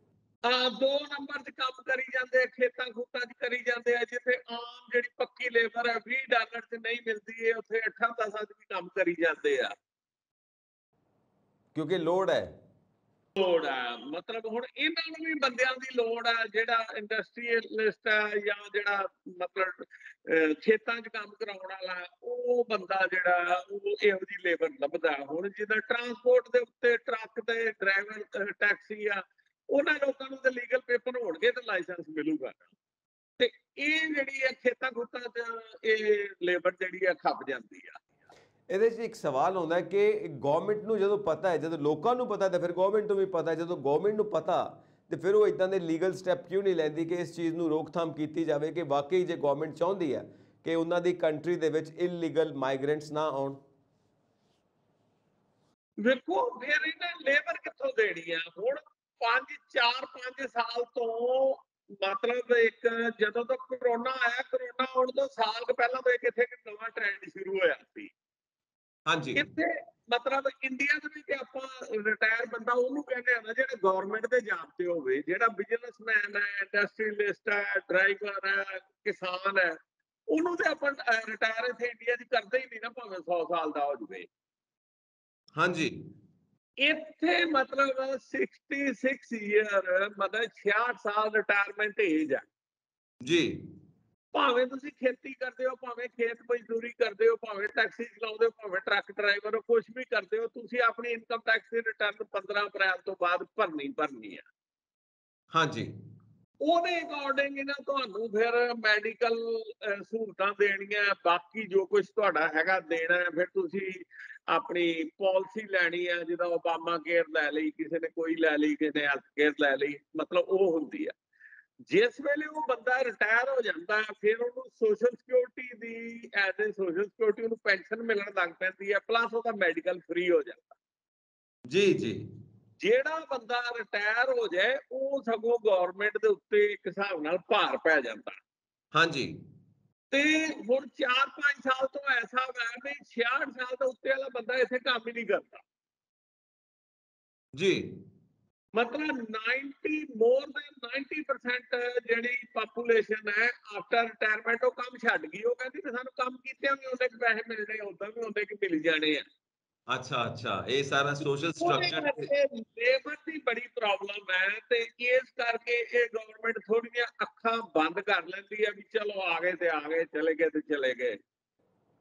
ਸੋਸ਼ਲ ਸਟਰਕਚਰ ਥੋੜਾ ਅਜਿਹਾ ਹੈ ਤੇ ਉਹ ਜਿਹੜਾ ਗਵਰਨਮੈਂਟ ਨੂੰ ਵੀ ਸੂਟ ਕਰਦਾ ਫਾਈਨੈਂਸ਼ਲੀ, ਇਸ ਕਰਕੇ ਗਵਰਨਮੈਂਟ ਅੱਖਾਂ ਬੰਦ ਕਰ ਲੈਂਦੀ ਹੈ। ਚਲੋ, ਜਿੱਦਾਂ ਉਹ ਪੰਜਾਬੀ ਜੀ ਕਹਿੰਦੇ ਹੁੰਦੇ ਨਾ ਵੀ ਕੋਈ ਚੰਗੇ ਭਲੇ ਮਾਹੌਲ ਦੇ ਵਿੱਚ ਕਿਸੇ ਨੂੰ 2 ਗਾਲਾਂ ਕੱਢਦੇ ਤੇ ਕਹਿੰਦੇ ਸਿੱਠਣੀਆਂ ਦਿੱਤੀਆਂ, ਤੇ ਜੇ ਗੁੱਸੇ ਦੇ ਵਿੱਚ ਭਾਵੇਂ ਕੋਈ ਉੱਚਾ ਵੀ ਬੋਲੋ ਤੇ ਕਹਿੰਦੇ ਗਾਲ ਕੱਢੀ ਆ। ਜੀ ਉਹ ਜੀ। ਚੀਜ਼ ਇਹਨਾਂ ਨੂੰ ਬੰਦਿਆਂ ਦੀ ਲੋੜ ਹੈ, ਬੰਦਿਆਂ ਨੂੰ ਕੰਮ ਦੀ ਲੋੜ ਹੈ। ਤੇ ਬਹੁਤਿਆਂ ਨੂੰ ਇਹ ਲੀਗਲ ਤਾਂ ਨਹੀਂ ਕਰਦੇ ਵੀ ਲੀਗਲ ਹੋਇਆ ਬੰਦਾ ਫਿਰ ਗਵਰਨਮੈਂਟ ਦੇ ਉੱਤੇ ਮੈਡੀਕਲ ਵੱਲੋਂ ਵੀ, ਹੋਰ ਵੀ ਸਾਰੀਆਂ ਸੁੱਖ ਸਹੂਲਤਾਂ ਵੱਲੋਂ ਵੀ, ਜੇ ਉਹਦੇ ਕੋਲ ਮਕਾਨ ਨਹੀਂ ਹੈਗਾ ਤਾਂ ਉਹਨੂੰ ਹੋਮਲੈਸ ਦਾ ਕਿਸੇ ਸ਼ੈਲਟਰ ਹੋਮ 'ਚ ਰੱਖਣਾ ਹੈ, ਕੀ ਕਰਨਾ ਹੈ। ਇਹ ਬੜੀਆਂ ਲੰਬੀਆਂ ਚੌੜੀਆਂ ਖੇਡਾਂ ਨੇ। ਖੇਡਾਂ ਨੇ, ਖੇਡਾਂ ਬਹੁਤ ਲੰਬੀਆਂ ਚੌੜੀਆਂ ਚੱਲਦੀਆਂ ਰਹਿੰਦੀਆਂ ਨੇ, ਜੋ ਆਮ ਪਬਲਿਕ ਨੂੰ ਸਮਝ ਨਹੀਂ ਆਉਂਦੀਆਂ। ਇਹ ਥੋੜੀ ਅੰਦਰ ਦੀ ਗੇਮ ਹੈ। ਚਲੋ ਆਪਾਂ ਅੱਗੇ ਵਧਦੇ ਹਾਂ। ਹੁਣ ਜਿਹੜੀ ਆਮ ਪਬਲਿਕ ਨੂੰ ਸਮਝ ਆਉਂਦੀ ਹੈ ਗੱਲ, ਉਹ ਹੈ ਜਦੋਂ ਕੁਦਰਤੀ ਆਫਤਾਂ ਆ ਜਾਂਦੀ ਆ। ਕੈਲੀਫੋਰਨੀਆ ਦੇ ਵਿੱਚ 3 ਦਿਨ ਹੋ ਗਏ ਨੇ ਅੱਗ ਲੱਗੀ ਹੋਈ ਹੈ ਤੇ ਬਹੁਤ ਜ਼ਿਆਦਾ ਨੁਕਸਾਨ ਵੀ ਹੋ ਰਿਹਾ ਹੈ, ਲੋਕ ਡਿਸਪਲੇਸਮੈਂਟ ਹੋ ਰਹੀ ਹੈ, ਘਰਾਂ ਦੇ ਘਰ ਤਬਾਹ ਹੋ ਰਹੇ ਨੇ। ਸੋ ਇਸ ਬਾਰੇ ਕੀ ਅਪਡੇਟ ਕੀ ਹੈ ਇਸ ਵਕਤ, ਕੀ ਨਿਊਜ਼ ਮਿਲ ਰਹੀ ਤੁਹਾਨੂੰ? ਦਿਨ ਹੋ ਗਏ ਜੀ, ਸੈਕਰਾਮੈਂਟ ਦੇ ਸਾਊਥ ਵਾਲੇ ਪਾਸੇ ਅੱਗ ਲੱਗੀ ਜੰਗਲਾਂ ਦੇ ਵਿੱਚ, ਤੇ ਇੱਥੇ ਜੰਗਲਾਂ ਦੇ ਵੀ ਲੋਕਾਂ ਦੇ ਘਰ ਹੁੰਦੇ ਆ, ਨਿੱਕੇ ਨਿੱਕੇ ਪਿੰਡ ਵੀ ਹੁੰਦੇ ਆ, ਨਾ ਬਸਤੀਆਂ ਜੀਆਂ, ਤੇ ਉਹ ਆਊਟ ਆਫ ਕੰਟਰੋਲ ਆ, ਜੇ ਕੰਟਰੋਲ ਨਹੀਂ ਆ ਰਹੀ ਅੱਗ, ਤੇ ਜੀ ਉਹ ਜਿਹੜੇ ਅੱਗੋਂ ਜਿਹੜੇ ਥੋੜਾ ਮੀਲ ਪਰੇ ਨੇ, ਉਹਨਾਂ ਨੂੰ ਸਾਰਿਆਂ ਨੂੰ ਅਲਾਰਮ ਦੇ ਦਿੱਤਾ ਵੀ ਤੁਸੀਂ ਇੱਥੋਂ ਨਿਕਲ ਜਾਓ, ਆਪਣਾ ਘਰ ਛੱਡ ਕੇ ਤੇ ਸੇਫ ਜਗ੍ਹਾ ਤੇ ਨਿਕਲ ਜਾਓ। ਜੀ ਤੇ ਉਹ ਇੱਕ ਕਾਫੀ ਮਤਲਬ ਹੈਗੀ ਹੈ, ਜਦੋਂ ਇਹ ਅੱਗ 2-3 ਦਿਨ ਨਿਕਲ ਜਾਏ ਨਾ, ਤੇ ਫਿਰ ਇਹਦਾ ਇਹ ਹੋ ਜਾਂਦਾ ਵੀ ਏਰੀਆ ਬਹੁਤ ਜ਼ਿਆਦਾ ਵੱਲ ਲੈਂਦੀ ਆ। ਫਿਰ ਤੇ ਕੁਦਰਤੀ ਮਿਹਰ ਹੋਵੇ ਵੀ ਜਿੱਦਾਂ ਮੀਂਹ ਮੂੰਹ ਪੈ ਜਾਏ, ਤੇ ਫਿਰ ਉਹ ਬੁਝਣ ਦੇ ਆਸਾਰ ਜ਼ਿਆਦਾ ਹੁੰਦੇ ਆ, ਨਹੀਂ ਤੇ ਕਈ ਵਾਰੀ 15-15 ਦਿਨ ਅੱਗ ਕੱਢ ਜਾਂਦੀ ਹੈ ਉਹ। ਅੱਛਾ ਜੀ, ਕਾਫੀ ਨੁਕਸਾਨ ਹੋ ਰਿਹਾ। ਵੈਸੇ ਮੈਨੇਜਮੈਂਟ ਆ, ਕਿਉਂਕਿ ਜਦੋਂ ਫਾਇਰ ਫਾਈਟਰਸ ਲੱਗੇ ਹੋਏ ਨੇ, ਗੱਡੀਆਂ ਲੱਗੀਆਂ ਹੋਈਆਂ ਨੇ, ਹੈਲੀਕਾਪਟਰਸ ਲੱਗੇ ਹੋਏ ਨੇ, ਸੋ ਗਵਰਨਮੈਂਟ ਦੀ ਸਾਰੀ ਰਿਸਪੌਂਸਿਬਿਲਟੀ ਹੈ। ਜਿਹੜੇ ਲੋਕ ਉੱਥੋਂ ਡਿਸਪਲੇਸ ਹੋਣਗੇ ਉਹਨਾਂ ਦੇ ਵਾਸਤੇ ਮੁੜ ਵਸੇਬੇ ਦਾ ਕੀ ਕਰਨਾ ਹੈ, ਉਹਨਾਂ ਦੇ ਰੋਜ਼ਗਾਰ ਦਾ, ਜਾਂ ਫਿਰ ਜਿਹੜੇ ਘਰ ਤਬਾਹ ਹੋ ਗਏ ਨੇ ਉਹਨਾਂ ਦਾ ਕੀ ਕਰਨਾ ਹੈ, ਉਹ ਤਾਂ ਸਾਰੀ ਗਵਰਨਮੈਂਟ ਨੇ ਦੇਖਣਾ ਹੀ ਪਏਗਾ। ਉਹ ਮਤਲਬ ਇਸ ਤਰ੍ਹਾਂ ਨਾ ਵੀ ਜਦੋਂ ਕੈਜੁਅਲਟੀਜ਼ ਜਿਹੜੀਆਂ ਨੇ ਉਹ ਮਤਲਬ ਹੋਣ 2 4 5 10 ਹੋ ਜਾਣ, ਤੇ ਫਿਰ ਗਵਰਨਮੈਂਟ ਦੇ ਜ਼ਿਆਦਾ ਭਾਰ ਪੈ ਜਾਂਦਾ। ਅਜੇ ਤੱਕ ਉਹ ਅੱਗ ਜਿਹੜੀ ਆ ਦੂਰ ਦਰੇੜ ਤੇ ਹੀ ਆ ਸ਼ਹਿਰ ਤੋਂ, ਤੇ ਜਿਹੜੇ ਲੋਕ ਹੈਗੇ ਵੀ ਸੀ ਉੱਥੇ, ਉਹ ਆਪਣੇ ਘਰ ਕੋਲ ਜਿਹੜੇ ਮੋਬਾਈਲ ਹੋਮ ਹੈਗੇ ਸੀ ਉਹਨਾਂ ਦੇ, ਉਹਨਾਂ ਨੂੰ ਛੱਡ ਕੇ ਭੱਜ ਭੁੱਜ ਗਏ ਆ, ਤੇ ਅਜੇ ਤਾਈਂ ਕੋਈ ਐਸੀ ਮਾੜੀ ਖਬਰ ਨਹੀਂ ਹੈਗੀ, ਤੇ ਇਸ ਜੀ ਕਰਕੇ ਅਜੇ ਹਾਈਲਾਈਟ ਨਹੀਂ ਹੋ ਰਹੀ ਖਬਰ। ਨਹੀਂ ਹੋ ਰਹੀ। ਵੈਸੇ ਜੋ ਮੈਨੇਜਮੈਂਟ ਹੈ, ਜਦੋਂ ਕੁਦਰਤੀ ਆਫਤ ਆਉਂਦੀ ਹੈ ਉਹਨੂੰ 3 ਹਿੱਸਿਆਂ 'ਚ ਵੰਡ ਕੇ ਚੱਲਦੇ ਹਾਂ, ਕਿ ਪਹਿਲਾਂ ਤਾਂ ਤੁਸੀਂ ਜਿਹੜੀ ਆਲਰੇਡੀ ਤਿਆਰੀ ਕਰਕੇ ਰੱਖੀ ਹੋਈ, ਤੁਹਾਨੂੰ ਪਤਾ ਕਿ ਇਦਾਂ ਦੀ ਕੋਈ ਆਫਤ ਆ ਸਕਦੀ ਹੈ, ਪਹਿਲਾਂ ਹੀ ਤੁਸੀਂ ਤਿਆਰ ਹੋ, ਕਿਉਂਕਿ ਹਮੇਸ਼ਾ ਇਦਾਂ ਦੀਆਂ ਆਫਤਾਂ ਆਉਂਦੀਆਂ ਰਹਿੰਦੀਆਂ ਨੇ। ਦੂਜਾ ਪਾਰਟ ਹੁੰਦਾ ਕਿ ਜਦੋਂ ਆਫਤ ਆ ਗਈ ਤੇ ਉਸ ਦੌਰਾਨ ਤੁਸੀਂ ਕੀ ਕੁਝ ਕਰ ਰਹੇ ਹੋ, ਉਹਦੇ ਵਾਸਤੇ ਕੀ ਤਿਆਰੀ ਹੈ। ਤੀਜਾ, ਜਦੋਂ ਆਫਤ ਚਲੀ ਗਈ, ਆਪਣੇ ਪਿੱਛੇ ਜਿਹੜੀ ਤਬਾਹੀ ਛੱਡ ਕੇ ਗਈ ਹੈ, ਉਹਨੂੰ ਕਿੱਦਾਂ ਸਮੇਟਣਾ, ਉਹਨੂੰ ਕਿੱਦਾਂ ਫਿਰ ਤੋਂ ਲੀਹ ਤੇ ਲੈ ਕੇ ਆਉਣਾ।